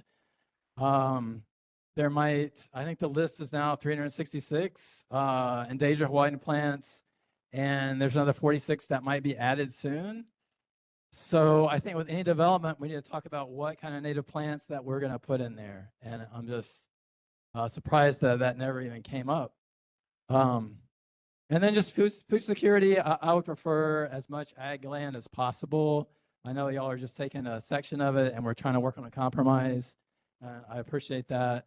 And then finally, yeah, I just want to talk about water. So, you know, we have this lens of water that we use on this island, and it's my understanding it's shrinking. The sea levels are rising. We really need to think about how to conserve our water. And I don't think adding more houses with their lawns, and they're gonna need a lot of water up there because it's really dry. And you know, nice lawns take a lot of water. So I think there should be some talk about that, and at least maybe the water runoff, maybe direct that so it can water plants, some kind of water catchment. I think that should be talked about. So those are some of the things that I'm concerned about. So thank you for your time. Mahalo. Thank you for raising the concerns and questions. And hopefully this will be considered by the landowners and the developers of the project.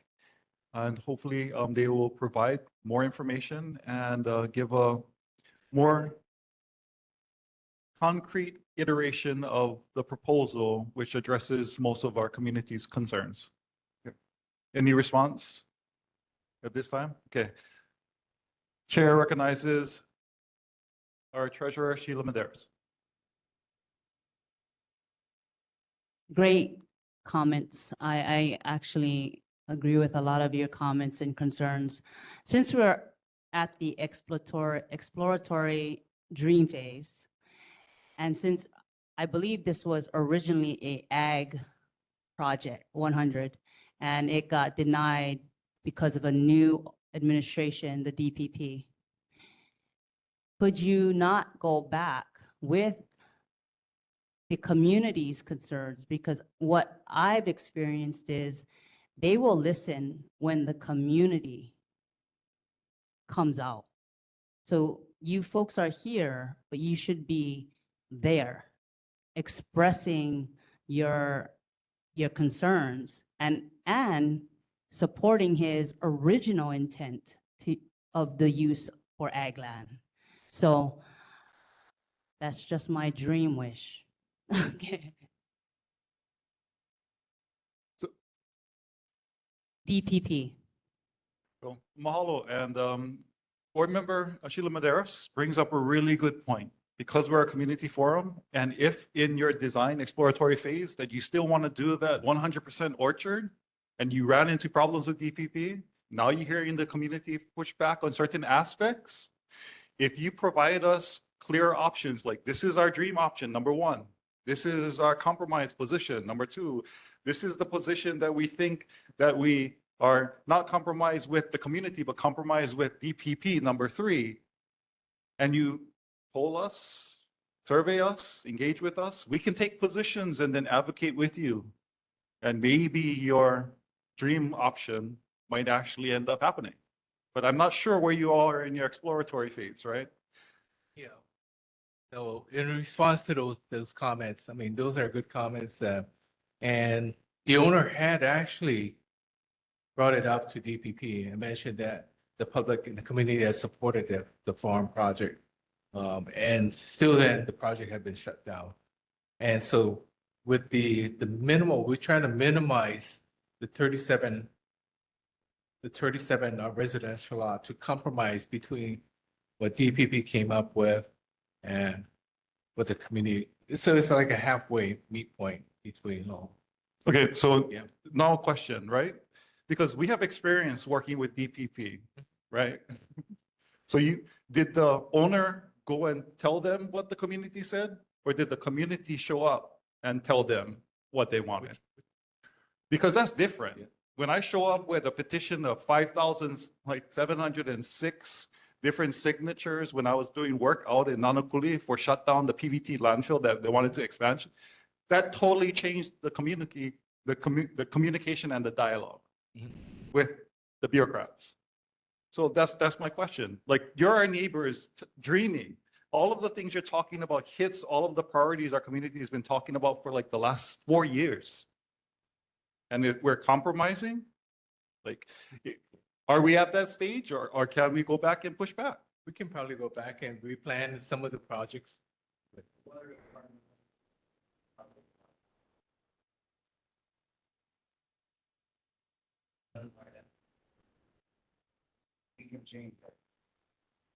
Yeah. So again, so what I'm hearing from the developer landowner representatives is that there are certain concerns being raised by Board of Water Supply and DPP. But what I'm also hearing is that the community wasn't informed about how they can actually help advocate towards making the adjustment or change. Yeah, and I'd like to go back a little bit more, but not to bring up certain things and point fingers and what. I'll just leave it as that we're going to meet with the neighbors in those areas and have a discussion further about the future of the plans on Cooley Street. Okay, mahalo. And I think that would be really good. But also, this neighborhood board shifts policy. We advise and people take us seriously, including the Board of Water Supply, because they come and talk to us every month. So when you're telling us cannot, what I'm hearing from the community is that, really, did you really involve us? Did you really get us on the same page to actually make this happen? Or are we at a point where we no can, because you tried with the community members, including the board, but couldn't? Chair recognizes first vice chair. Chair, with all due respect, can I ask that we move on because we have other presentations? And can I ask that maybe you discuss amongst yourselves and come back and give us an update or another presentation? Mahalo. We called for the orders of the day, meaning let's get back to the agenda. And that is A-OK. Is there any objection from the board for us to continue and move on? Hearing none, the orders of the day has been called and the chair will honor it. So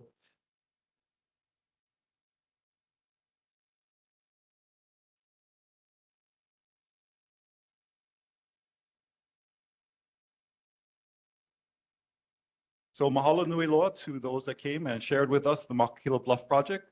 Sounds like there's some rocky starts with engagement with community and potentially avenues for consideration that may not have been shut down that could be could be explored with the help of their neighbors and with the board.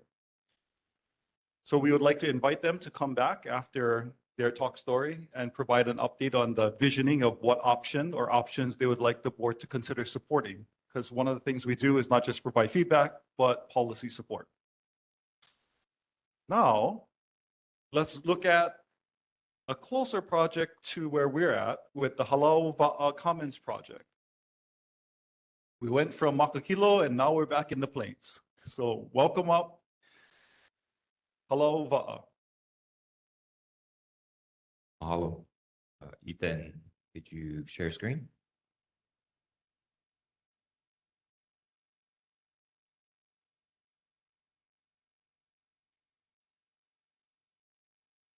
And maybe could you put in present mode?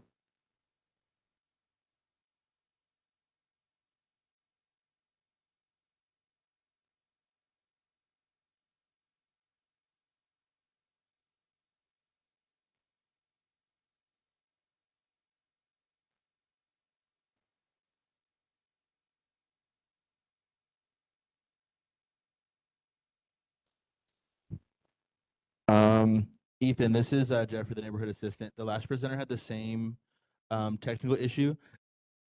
Excuse me, you can go out of presenting, like out of the presenter mode, and just click the slideshow as the slides are needed on the left side. Just because there was an issue with it before. Would you mind just clicking between the first and second slide just to make sure that we're good to go?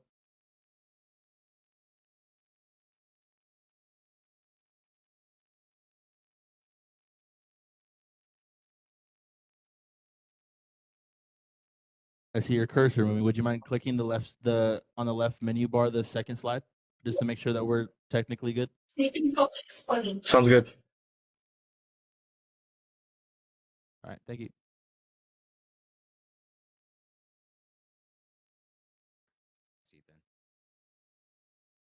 So aloha mai kako.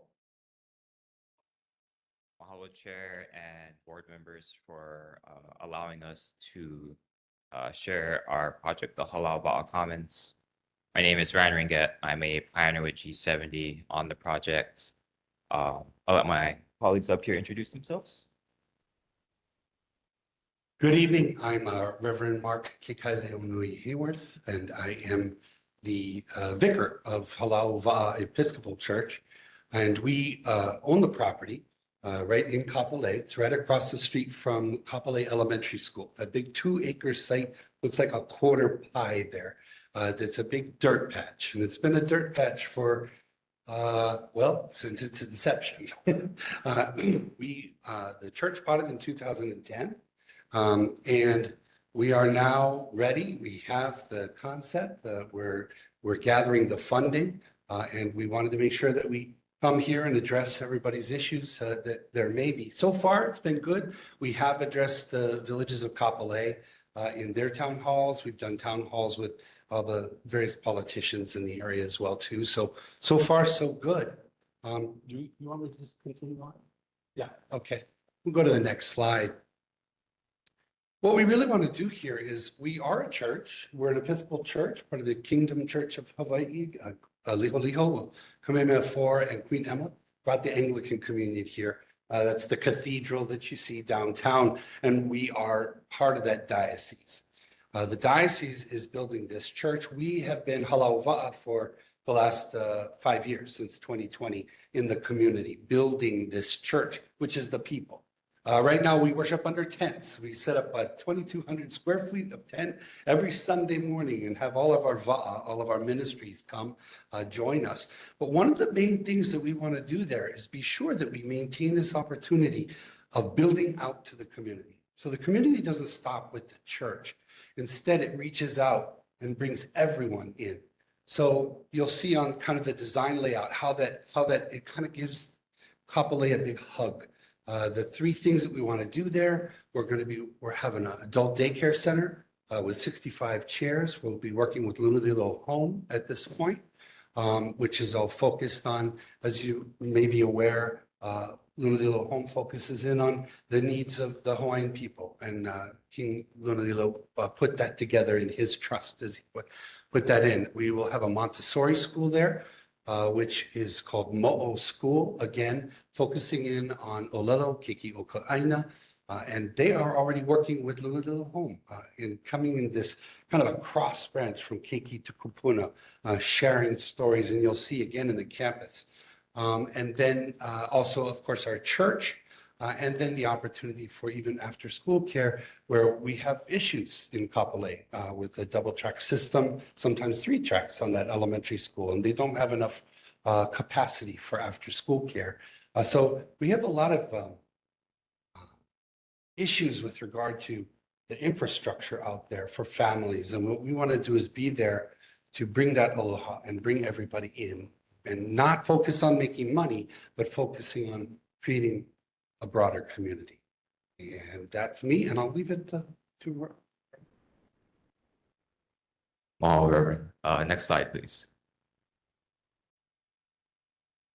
So Reverend talked about it a little bit, but the project is located at 911122 Kamaaha Loop in Kapolei. Tax map key 91016-175. It's a 2-acre parcel with residential uses, Maka, abutting it. And we also have recreation centers to the west and also to the southwest across the street, as well as a vacant lot. And we have Kapolei Elementary School to the southeast. Next slide.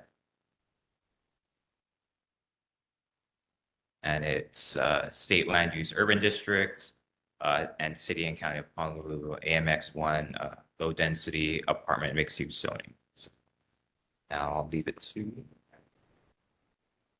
Good evening, everyone. My name is Ryan Sullivan. I'm an architect with G70, and I'm going to kind of briefly run us through the project itself. So next slide, please.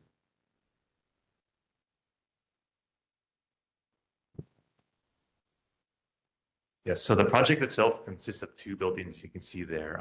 It's a partial 2-story on the left-hand side, which will house the church facilities as well as the 2-classroom school. So it's a small school. It's going to consist of 2 classrooms and an outdoor play space. You can see that in the purple shaded areas of the program. The blue areas are the church spaces. So majority of the ground floor spaces of that building will be occupied by the church in 2 Hale's flexible spaces that can be utilized throughout the week for church and community use, as Reverend Mark explained, as well as some outdoor spaces that we're calling the Pico in between. And you kind of see how the building does open up to the street and to the community physically. That was a key design element that we want to incorporate, that we want the community to feel welcome to the site. We didn't want to feel like we're building a closed off site. There's a partial 2nd story you can see kind of pulled off to the top there. That's 2 apartments for the church clergy. So they'll be on site there, kind of running the site and just keeping eyes on everything. The building to the right is the Kapuna Daycare Center. So that's, they're both about 12,000 square feet roughly. That's a 1-story building. That includes a kitchen to service the daycare, as well as some of the school uses as well. The various program spaces, offices, and support spaces. And then we have the Hale Kapuna, which is kind of a large kind of flex space like this, where you can kind of have your daily activities. Some of the nice amenities for that facility is we're proposing a Kapuna garden, as well as kind of outdoor spaces that kind of mimic kind of a large Hale. We want people to kind of come and feel welcome. So you can kind of see, we have a couple renderings after this, but you'll see that we're kind of trying to keep that kind of indoor-outdoor connections important to some of our Kapuna. And we're basically showing a new parking lot that's going to house about 70 parking spaces, as well as a drop-off area. You can kind of see that round circled area. And so there'll be key considerations for drop-off and pickup for the school space, as well as the adult daycare. So kind of coordinating when all those times will happen to make sure that there's ample room to circulate on the site. I think that's about it for the site plan. If you want to go to the next slide, please. So this is just a view looking at the Pico area from the sidewalk. So again, as we mentioned, we want to kind of keep it very open and inviting to the public. We want people to utilize the space. We don't want to have it feel closed off. So direct access from the sidewalk and the public spaces into the open spaces. You can kind of see there the 2 Hales on the left and right hand side, as well as kind of some ideas for some like fabric tensile structures for shading as center space because as we know, it gets really hot here. So want to create a inviting outdoor atmosphere as well as indoor. Next slide, please. So we wanted to keep with the residential feel of the neighborhood. So again, it's a partial two-story building. So we're proposing standing seam metal roofs, board and batten siding, oral stone accent elements. So kind of keeping in with the look and feel of the surrounding neighborhood and kind of elements that you would find indigenously to the site. What we're kind of trying to strive for. And the last slide. So the last slide is just a view of the Kapuna daycare. So what you're seeing there is kind of the outdoor lanai. We're envisioning like rocking chairs and whatnot, and then kind of just opening into that outdoor space. And as Father Mark mentioned, we see a great synergy opportunity between the school and the Kapuna to kind of bring them together and share a program together. So we're envisioning this kind of connected, even though we have two separate buildings, we're seeing a connected site where people kind of come and go and kind of enrich each other's lives in a way. That's about it for architecture. I think a little bit of planning information, and we'll wrap this up. All right, thanks, Ryan. So real briefly, we're proposing 3 main uses on the site: a daycare facility, a school, and meeting facility, like Ryan mentioned. And each requires a conditional use permit minor from the Department of Planning and Permitting. Next slide. So this is our anticipated project timeline. We're here today at the neighborhood board meeting. We are aiming to submit our conditional use permit applications to DPP next month in August.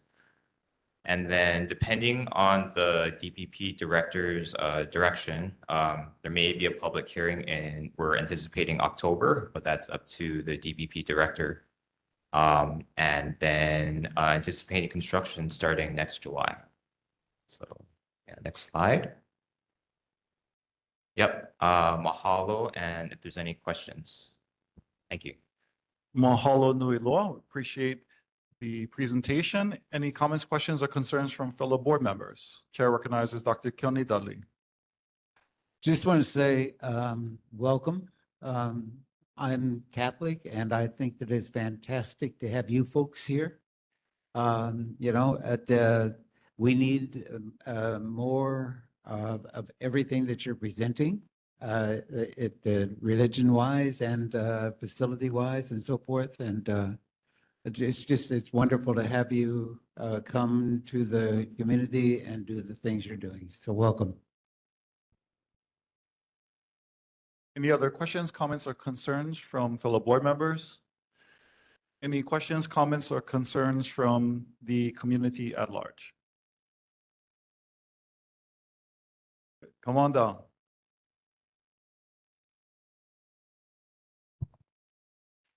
Hi, my name is Steve Loring. I live in the villages of Kapolei. Been there for a long time.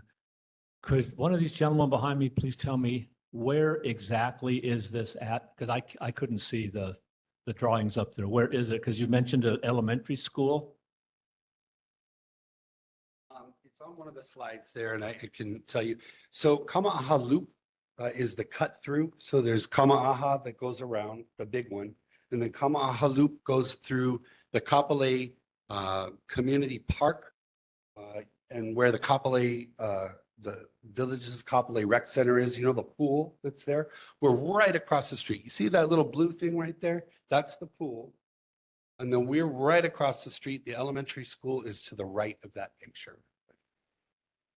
So then you have a lease with HHFDC? I'll answer the question in the microphone. We own the property, and it was all of the work was done through the HHFDC originally. But we do own the property. And then one last question. So this is within the villages of Kapolei. So are you going to be contributing dues to the villages of Kapolei? We already do, and we have been since 2010. Any other questions, comments, or concerns? Okay. Logistical question, what time are you going to present to DPP for your CUP? So we met, we had a pre-application meeting, I think it was last month, and yeah, received some direction from them. We're planning to submit the application in August, and depending on what we hear from them, at that point, if they need a meeting, we'll have a meeting, and we'll be in communication if they have any questions or comments on the application. I don't think there's another meeting on the books unless they call for it. So let me rephrase my question. When are you submitting your application to DPP? August this year. What date in August? That I don't know yet. The reason why I'm asking is because if you come back on the fourth Wednesday and we put that on the agenda, we can take a vote on supporting the CUP.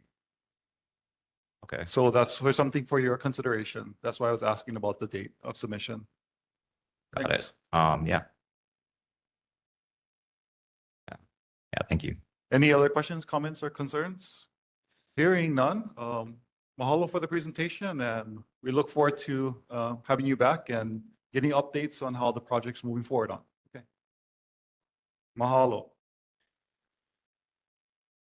Now for our fourth presentation of the evening, we'd like to welcome up the team from the Laulima Affordable Housing Development in Kapolei for an update.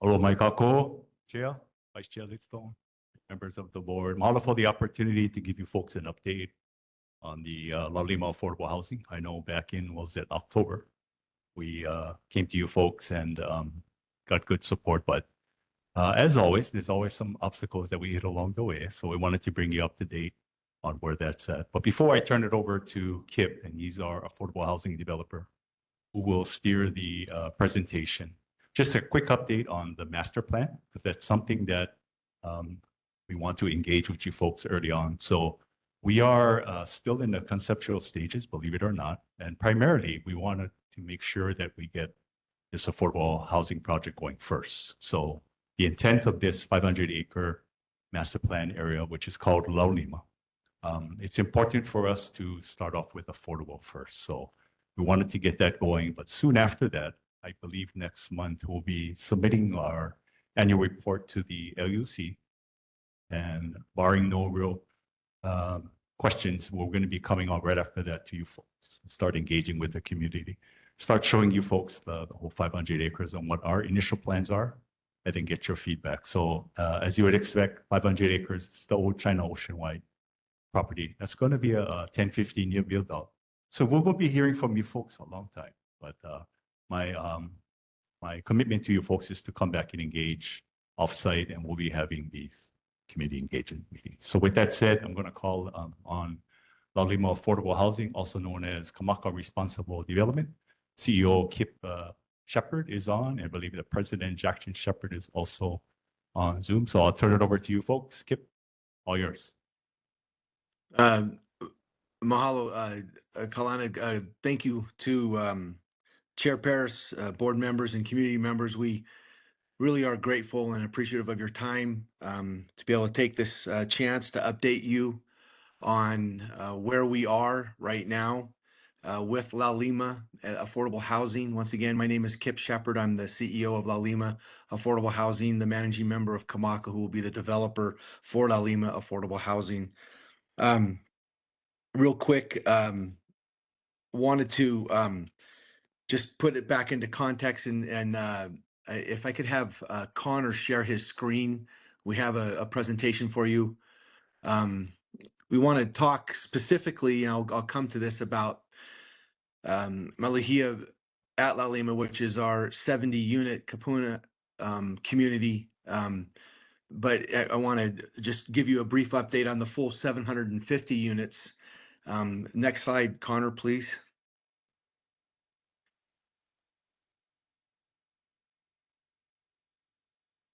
Connor, next slide. There we go. If you recall the location, it's the dark green section there at 17.3 acres. It comprises 750 units. 500 of the units will be for households that earn 120% of the AMI or less.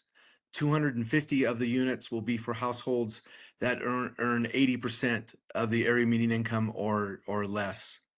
A quick update on where we are. We submitted a 201H application to HHFDC just about the time that we were presenting to you last October in 2024. And that application has been reviewed by HHFDC as well as DPP. And there's a 4-action recommendation from HHFDC for our 201H application that will be heard on August 14th. In February of 2025, we submitted an application to HHFDC for federal low-income housing tax credits, state low-income housing tax credits, an allocation from the Rental Housing Revolving Fund for Malahia Apartments, once again, which is a 70-unit Kapuna community with average AMI at 43% or less. That application has been reviewed and scored by HHFDC, and they are actually, they've ranked us the #1 project in this round.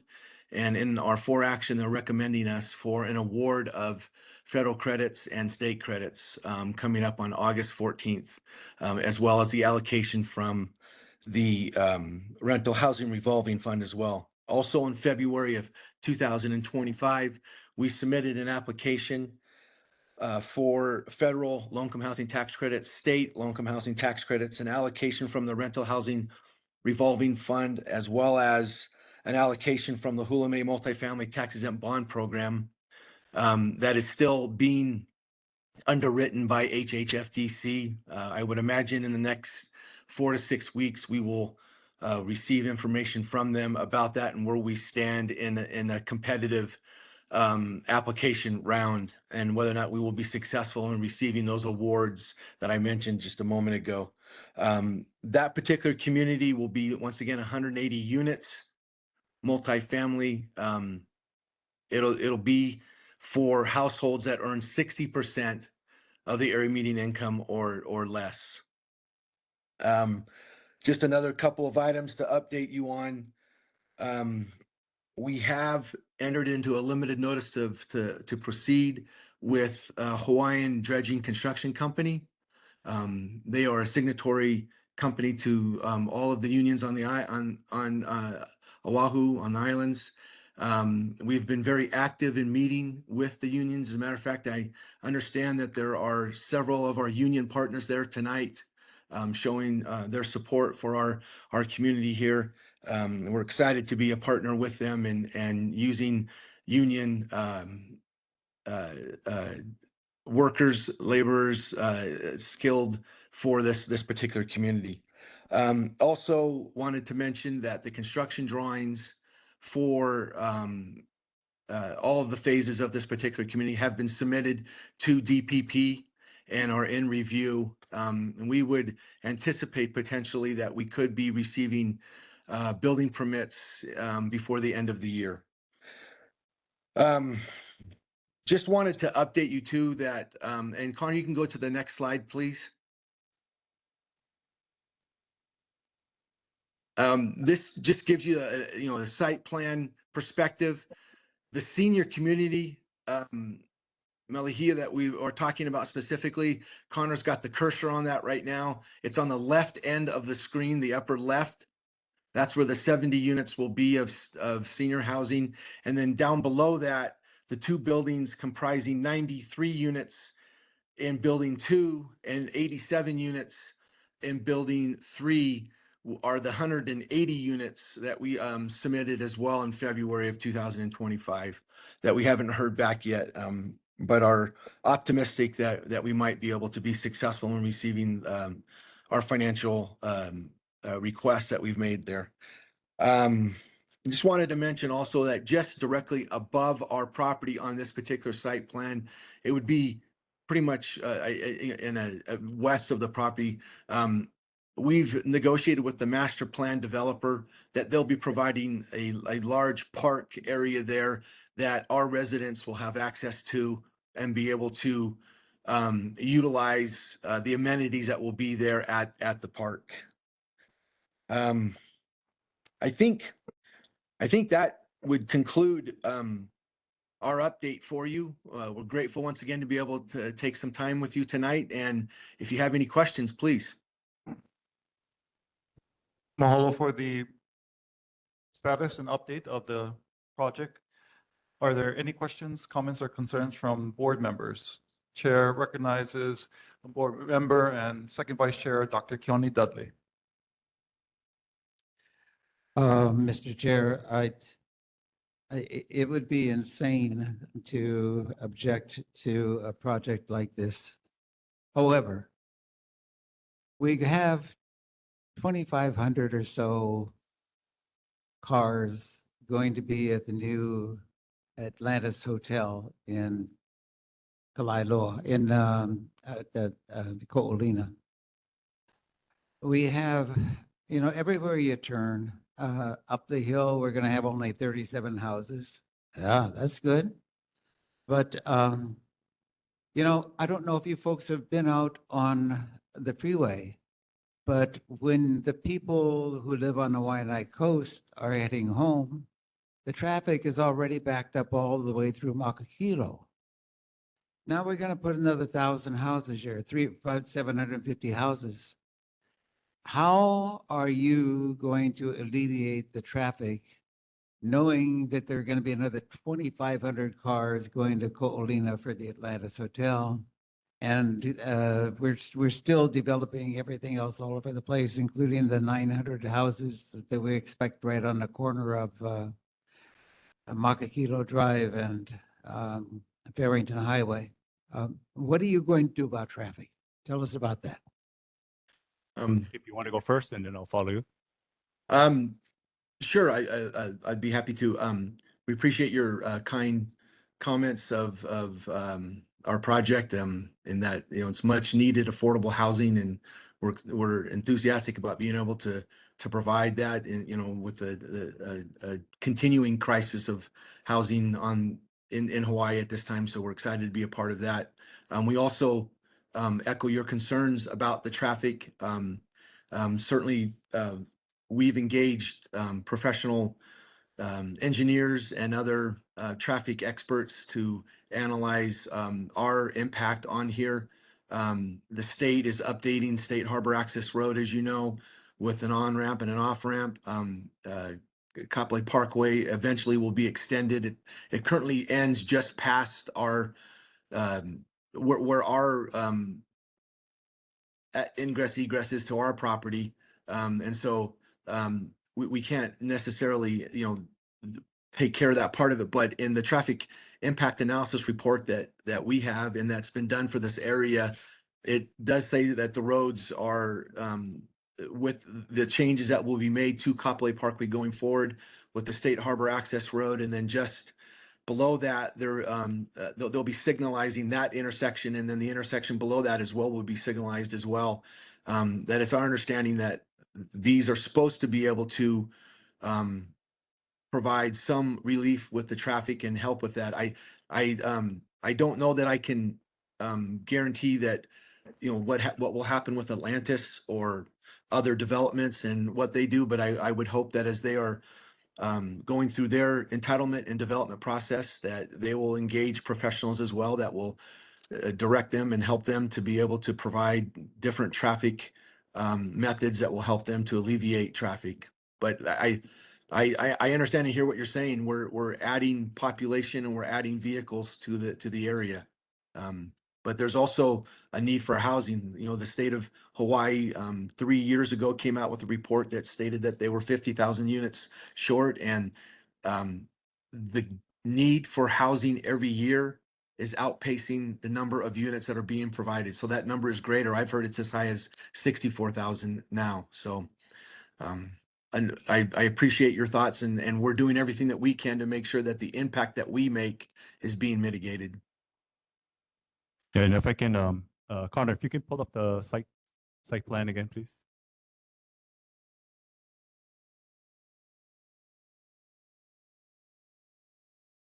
Connor, can you pull up the site plan again, please? Yeah, it should be on the site plan as right now. Or are you talking about the area plan? The site plan that you just It's had. not, nothing showing right now, Connor. Yeah, nothing showing. My sharing must have gotten stopped. One moment. Yeah. There you go. Okay. So just an update. I'm not sure, and then please, I'm not speaking on behalf of Department of Transportation, but one of the main things right now into this area is the State Harbor Access Road. And so the off ramp that's coming in from Waianae, Nakuli to here is supposed to be opening sometime soon, what I understand. I don't know. You got to get that from them. But the on ramp, that's the one that's going to be alleviating hopefully a lot of congestion on Kapolei Parkway that's going up. So on that one, and by the way, the off ramp is subject to HECO. HECO has to do their review, I guess, with their utilities coming through. So it's pending their review and approval. And then once that's done, it could be as early as, again, don't quote me, but it could be as early as next month. Okay? That's what we're hearing. But please check. Hopefully by the end of the year, the plans are to get the on-ramp open as well too. But that is pending some overhead wire clearance that I believe HDLT has to deal with. So that's one of the things that I think will alleviate a lot of the congestion in this area. Regarding Kapolei Parkway, so Kapolei Parkway actually extends past this LA3 area up to the drainage canal. So as we speak right now, we are looking at a box culvert that we're under design. So that's the first thing we need to do is to create that box culvert. Once that is approved and designed and construction, and then possibly we'll continue on Kapolei Parkway there. Okay. Chair recognizes Board Member Tiare Ta'ala. Aloha, mahalo for the presentation. Firstly, I of course agree that we need housing and it need to be affordable. I think that secondly, the term affordability has different definitions from different people. So that seems to be a major bottleneck. Third is that I've heard the word hope a lot through this presentation, and it's mirrored in a lot of other similar presentations where we hope that traffic is good. We hope that our project is beneficial. We hope that this entity comes through at their end of the bargain, whether it's a park or roads or whatever. And I have to say, as a 40+ year resident, Kamaina of this side of the island, before Kapolei was even a thing, I can't say that my trust in this idea of developer hope has amounted to anything but dust in these very quickly dusty plains. Because looking at all of this and somewhat esoterically, somewhat existentially, I don't think that anything has really improved in this area. You know, housing hasn't gotten more affordable. The area hasn't gotten safer. Things haven't gotten more affordable, whether at the grocery store, at the gas pump. The traffic isn't better. So I'm wondering if with this project, as I wonder with every project, who's going to really be a game changer? Because I see pretty much the same things over and over and over again. There's no one really doing anything that's bombastic or that's bold. It's basically why I hope our cookie cutter project is slightly better than the one that came before. And so we have these layers and layers of everyone just kind of hoping to do better than other, and no one really doing that. And I don't mean to be condescending, and I don't mean to be critical of your project, but I mean, I'm looking at this parking lot. Now we're going to get vertical, and what does that do for Hawaii and all of the layers that we need to address? We meaning the people who actually live in this community and who intend to raise their children in this community and their grandchildren in this community, right? We talk about the roads being extended. We hope that Harbor View, whatever, is going to make it better. I mean, you know that it's not, because all the other hope that was placed in the other aspects of other developments, that hope didn't come to fruition. So I think I do mean we as an Makakilo effort, you being the developer and us being the residents, need to have serious discussions and break from this notion that we're going to solve this very real and prescient issue of affordable housing by doing what has always been done. Mahalo. Mahalo, board member. Any other board members? Chair recognizes member Dan here. Thank you, thank you, Chair. Two statements and question. First statement is thank you all for at least trying to figure out a way of creating more affordable housing in our community. Second statement is I've been fortunate enough to spend my entire adult life doing kapuna care and focusing on that. And Oahu currently has 200,000 kapuna. And over the next 15 years, that's going to rise to about 380 to 400,000. My question is, you're only building 70 units for seniors out of, I don't know what the total number was of units. So can you just walk us through the rationale of only doing 70 units for affordable kapuna housing compared to so many others?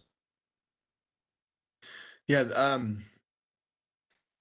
excuse me. Yeah, there are 750 units here, and once again, this is part of a unilateral agreement for the entire master plan that required that with the current entitlement of about 2,500 units for the just approximately 500 acres that comprise this master plan, that 30% of it had to be affordable. So that's where we came up with the 750.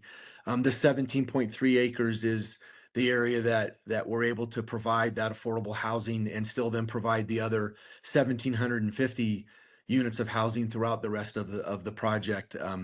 As you know, not all 500 acres are developable or buildable, and so there's considerations that you have to make there with that. We came to the conclusion with the 70 units of senior, in that it's difficult to really meet the needs of seniors that are on fixed income. There's only one way really truly to finance that type of a community, and that is through the tax credit program. To finance a project that's on an average AMI of 43%, there's no other way to finance it except for through tax credits, federal credits, state credits, and then the rental housing revolving fund that's also available. And so the state only has a per capita allocation of state of tax credits every year. It's a finite amount. We are very, very fortunate this year to have scored, as I mentioned earlier, that we were ranked #1. There's only one other project receiving tax credits this year besides our project. And so it's a matter of resources and financial resources, and it's all that we can tackle at this point in time, and feel that there's an execution out there for it. Every year, the competitive process for those tax credits is modified through what's known as the Qualified Allocation Plan that's recommended by HHFTC, and then signed off by Governor Green or whoever is the governor, sitting governor at that time. And they change the competitive criteria in there to meet what they feel are their current housing needs. And there's just no guarantee that we can be competitive from one year to the next, and plan it that way. And so that we're somewhat limited in how much that we can provide because of the limited resources that are available for the kapuna that are on, once again, a fixed income. Are there any other questions, comments, or concerns from board members? Any? Chair recognizes a member, Carol England. And then afterwards, second vice chair. I just wanted to know where exactly is this project? Oh, sorry. So if I can go up here. So Kapolei Commons is, go back to that slide. Yeah, okay. So Kapolei Commons is here on this side. You got Honolulu Advertiser on this side. So State Harbor Access Road will come all the way through here. So this is where it's at. It's at the corner. So as we develop, we're going to develop starting from here, going west for the rest. Yeah. So this is just first increment of phase 1 that we're doing.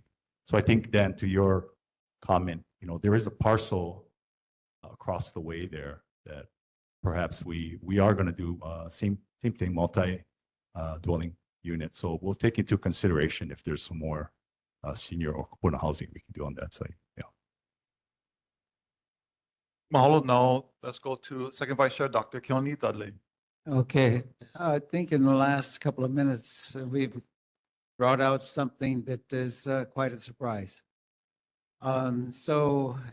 This is a beginning project, phase one, and you're going to build more housing between us and Ko'olina above this. And and our problem is the traffic. And this does nothing in the world to ease the traffic. And once we get this built, then we say, well, we built that, so we get to build the rest of it. To which I just can't say strongly enough, boy, I am 100% opposed. Thank you. Any other questions, comments, or concerns from the board members regarding the update? Oh, Chair recognizes Tiare Ta'ala. Just to add on to Dr. Dudley's comments, not just traffic, also resource usage, namely water, many other resources, schools, all that. Mahalo. Now let's go to community members. Anyone have questions, comments, or concerns given the presentation? Please come up and identify yourself.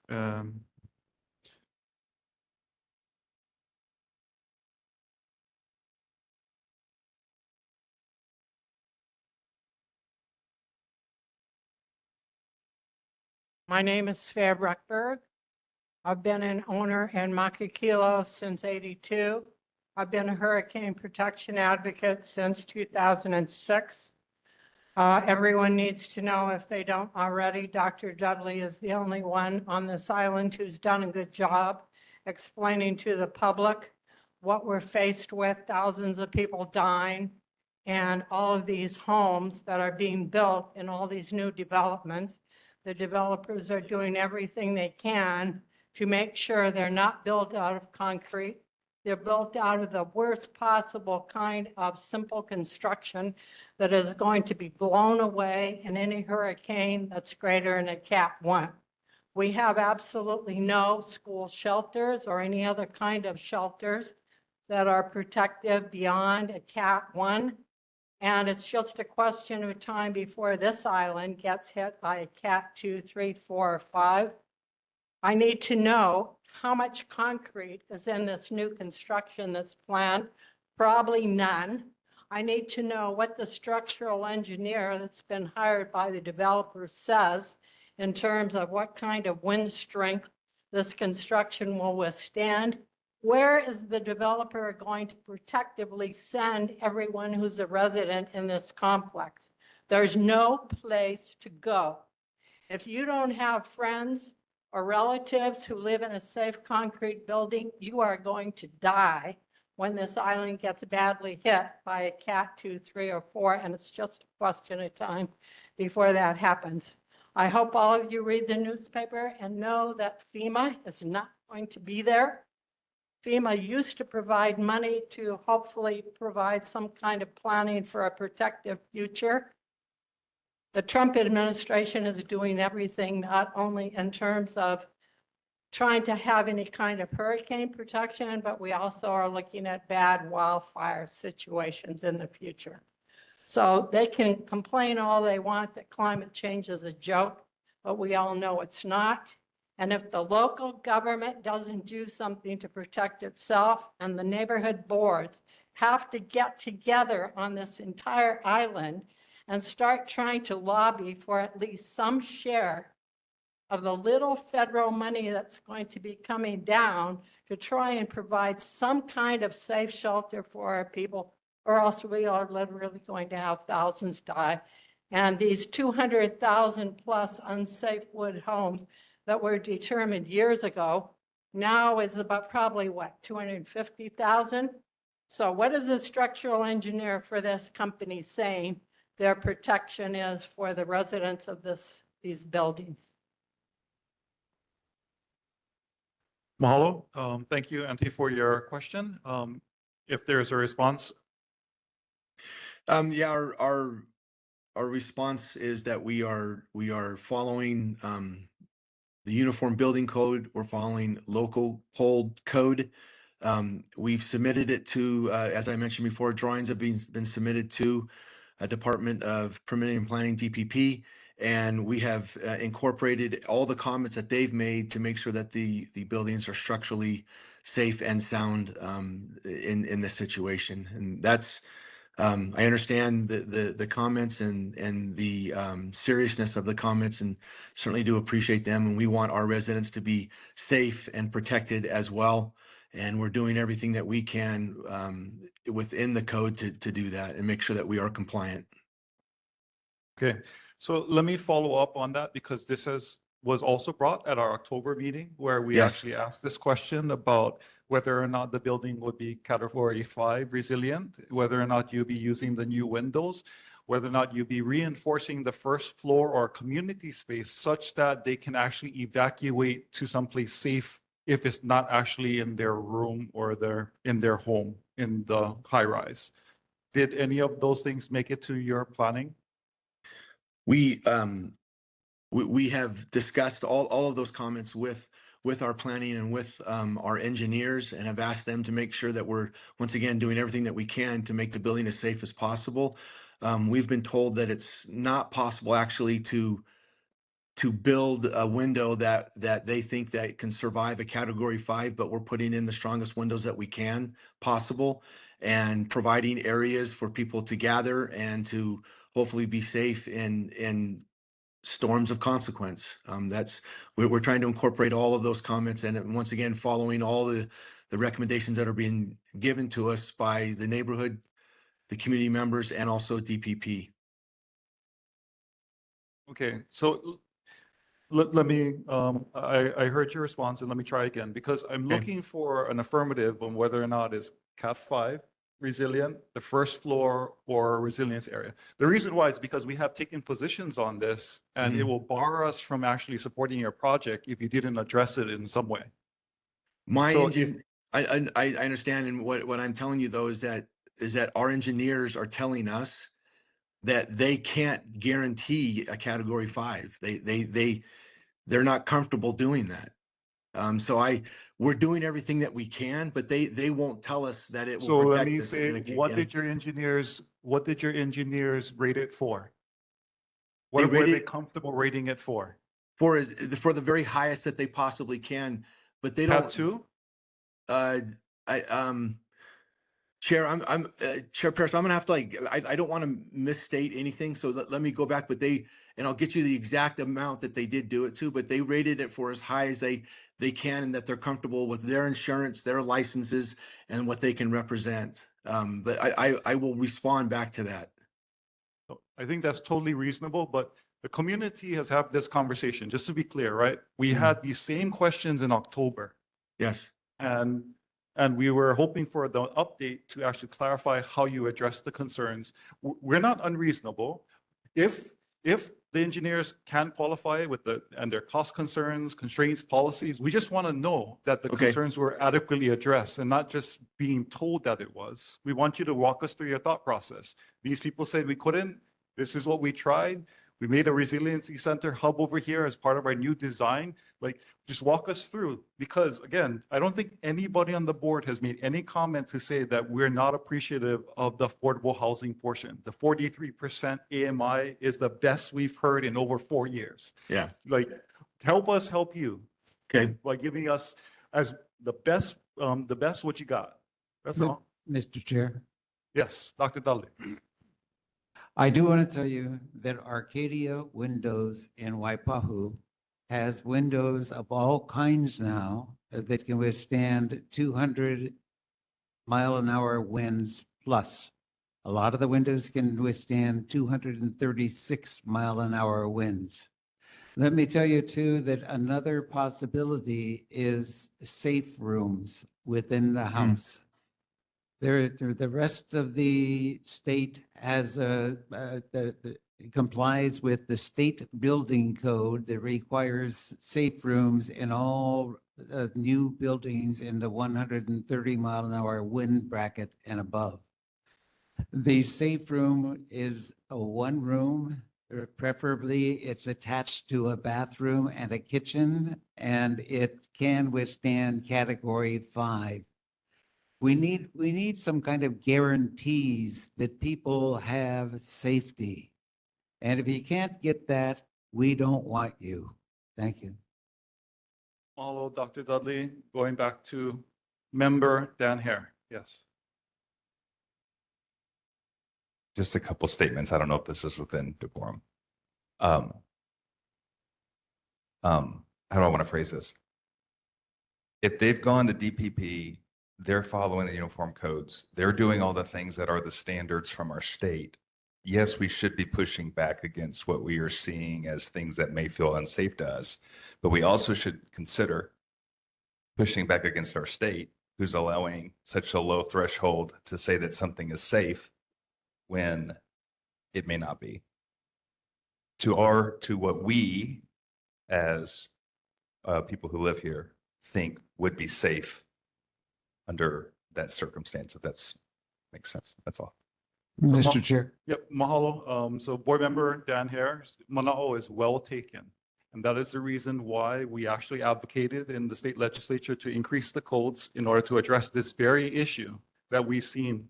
Because our region, our area has no place for disaster like safety when like there's a category 3, 2, 3, 4, or 5 anywhere in our proximity. So every new housing development we've created, we're adding to the problem that already exists. There's no place for people to go. And that's the major concern that we've identified, and we are pushing for legislation at the state level. Thank you, Dr. Dudley.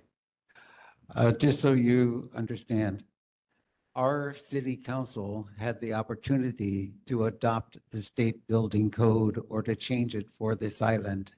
And everybody except Tolba and Andrea Tupola and one other person voted to get rid of the safe rooms. And so we are the only island that does not comply with the state building code, which requires safe rooms in every house.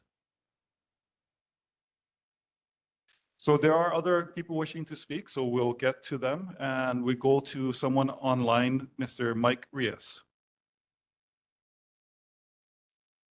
Yes, after hearing all these houses building and all, just like, where's the schools? Especially whole Pili. I was talking to a board member earlier today, Sheila, and I was sharing with her. He's like, man, they're pulling all these houses, but where's the schools for the keikis? Are these projects like you guys' project that's coming up, the one by Kapolei Commons? Are they going to be a public school nearby? Because the city and county or the state is like promising, okay, we're going to put 5 schools.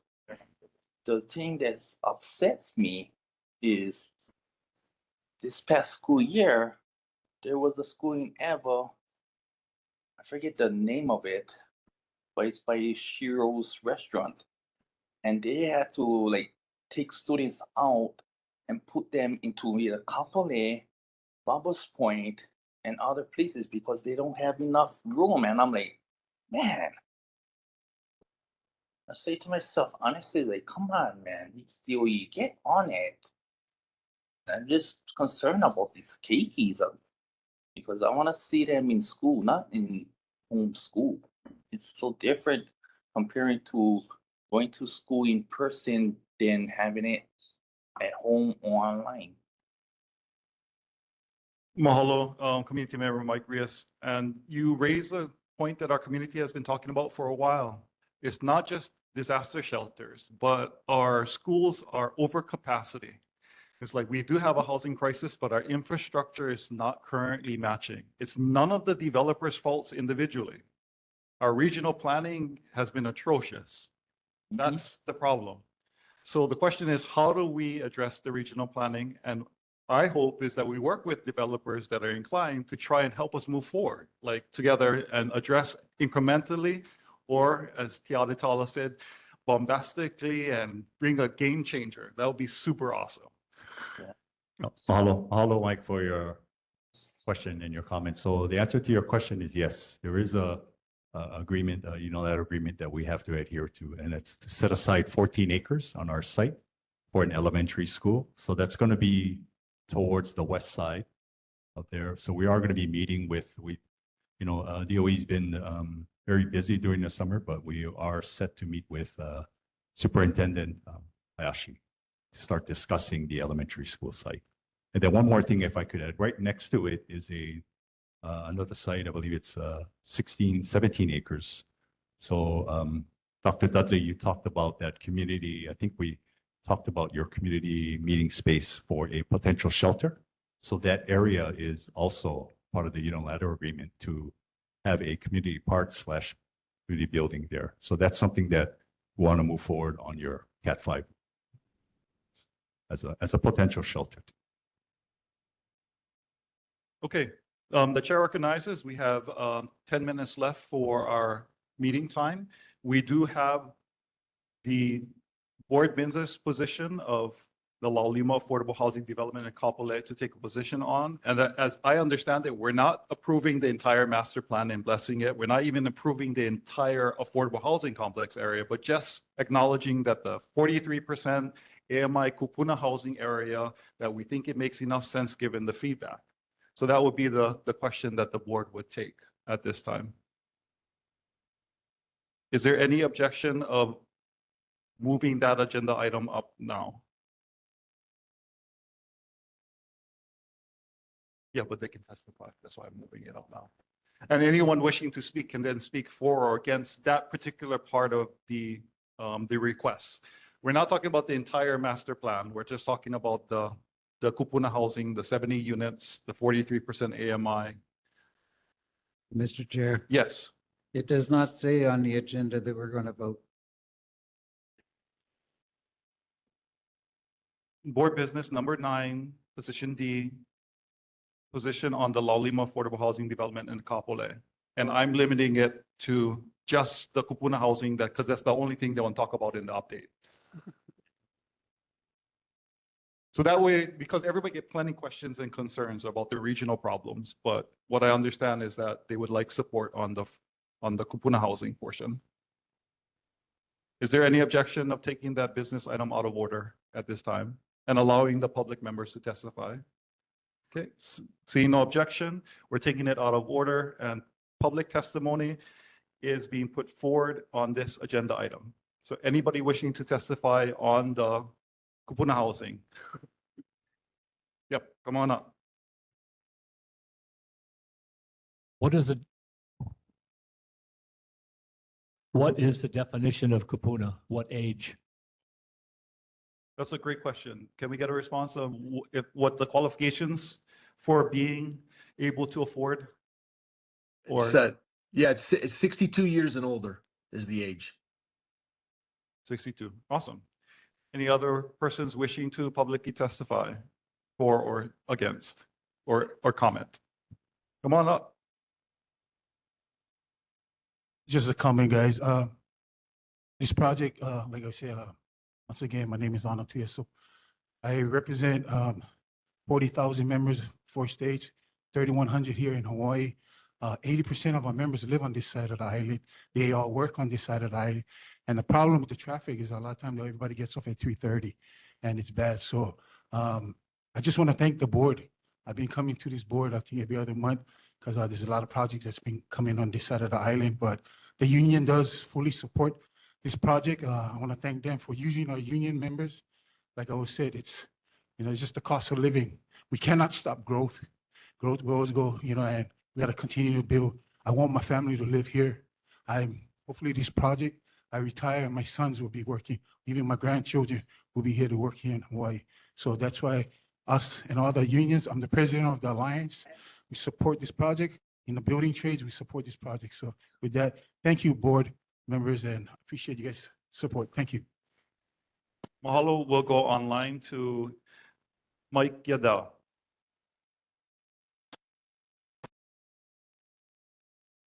Not hearing Mike Adele, we'll go to, oh, Mike sorry, Adele, Chair. you're muted. I'm Go right sorry, ahead. Chair. I'm sorry, I apologize, Chair. My name is Mikey Dallin from the Operative Plasters and Cement Masons International Association, Local 630. On behalf of Peter Uriarte, we want you to know as a board that we deeply respect your concerns, and we respect your service, but that we are in full support of this project. We, in particular, want to commend Mr. Shepard for engaging local unions. Anna said it earlier, that they've been in communication with us, that they're using signatory contractors, that they're really putting our local workforce to work. That should also be commended for, as you mentioned, Chair, setting the AMI threshold as low as they are so that they can be a really benefit and service to the community. And obviously the Kapuna housing component is incredibly important. So we're in full support. We commend them. They're really terrific partners, and we want you as a board to know that.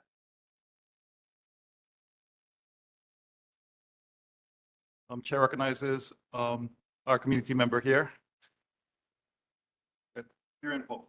Aloha Chair, board members, Kieran Polk, Executive Director and CEO of the Kapolei Chamber of Commerce. And I just would like to state for the record that we are in support of this project and specifically on this Kapuna designation as well. You know, we need to allot for affordable housing in our community. I think we've stated that, we know that, but there's so many concerns of our greater community. And I think I thank the board for allowing this conversation to be had, but I also strongly support and we stand behind the efforts to do this project. Mahalo. Thank you for your comments. We go now to Emmanuel Zapkalan online. Aloha Chair, Vice Chair, members of the Neighborhood Board. Emmanuel Ziwakalam here on behalf of laborers, Local 368. I want to echo the two individuals before me, Michael and Anna, in regards to our support for this project. We're working really closely with KIP, and they've been great in their ability to help us understand how they're going to be providing additional support for the people out in the community out there, in addition to helping our 5,000 plus members who primarily reside on the west side, stay working for the next considerable amount of years. So I just wanted to voice our support and thank the board for everything that they do. Thank you. Any others wishing to testify? Come on up. Aloha. Hi, Chair. I'm Ku'ule Jolene, from Honokai Hale. I know there's not many people that come out from Honokai Hale, and that's why I'm here. So I was the president for 12 years before I took a job in Guam. And so I'm back again and I'm on full force. I really need to get the board together, especially with this project coming on board. I'm so happy that you folks are using signatory union members, because I too am a union girl. I was a pipe fitter at one time. And I also was a bona fide union member as well. So I'm very happy about that. But I do have concerns about the traffic as far as going in and out of the project, and also how far is it going towards our park? I mean, like, where does it end? And is there going to be, because the last we heard as a community that there was going to be a roundabout to go on the freeway around our park. And I was just wondering, and there was supposed to be a road behind our community. Somebody said something. Okay. And so I don't know where it stands, but I would definitely love to have them, Kip and your guys here, Kaulana. I am very familiar with him. If they could come out to our community and we get together with all the people that live in our community, I'll round them up, just so we can get together and be on board with this project. That's all. Mahalo. Any others wishing to testify? Come on down.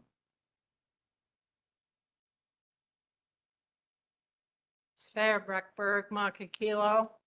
I think that the Embassy Suites Hilton is the only concrete building we've got in Kapolei. Is there any DPP or any other reason you could not have the senior housing, Kapuna housing, to be in a concrete building? Most of the Kapuna housing is 1 or 2 bedroom or studio units all over the place, Iaya, Salt Lake, downtown. There's a lot of concrete buildings. Why can't you make this Kapuna housing a concrete building? Mahalo for the testifiers. As we are winding down, let's move now to board discussion.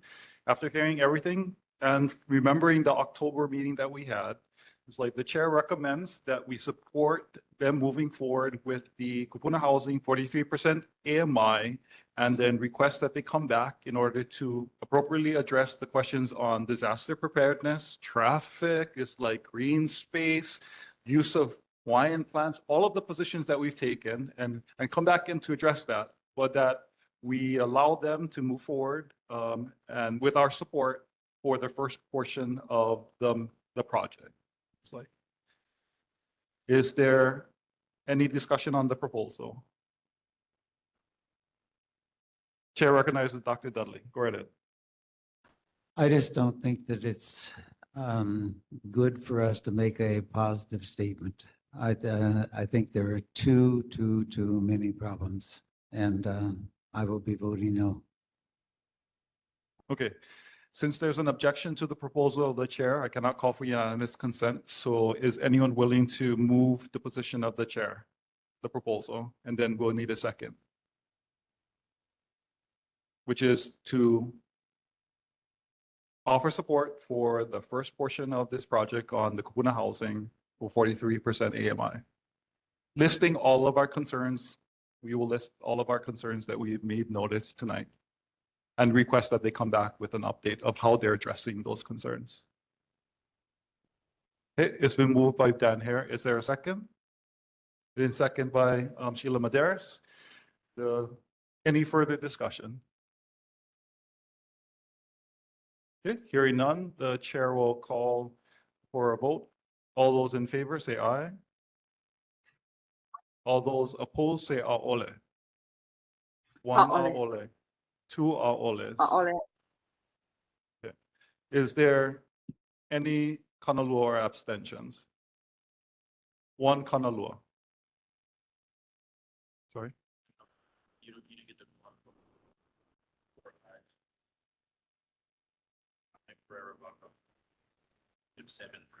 Okay, got it. 1, 2, 3, 4. Okay, at this time, we have 4 for, 2 against, and 1 kanalua, but we do not have quorum at this time. So the vote is moot, and we can only express our inclination to support because of the vote, but we cannot make an official position. Having said that, we do still welcome you to come back and to provide an update that address the concerns that the community has raised. And I can provide the specific resolutions that the neighborhood board has taken on these considerations for you to walk through. Okay.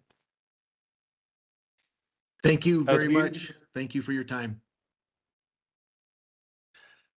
At this time, if there's no objection, Chair will move all further business to the next agenda.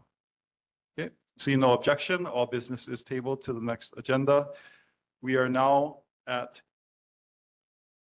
the chair begs that we forego requests for future agenda items and that you communicate to me in the interim via email or telephone, and we go straight to board announcement. So the next regular meeting for the Makakilo-Kapolei-Honokai Hale Neighborhood Board number 34 will be scheduled and for Wednesday, August 27th, 2025, here at Kapolei Hale, conference rooms A and B at 7 p.m. and online via WebEx. And with that, we are now adjourned. Mahalo nui loa. Thank you very much for being here. We appreciate all of your input and fervent engagement that we have this evening.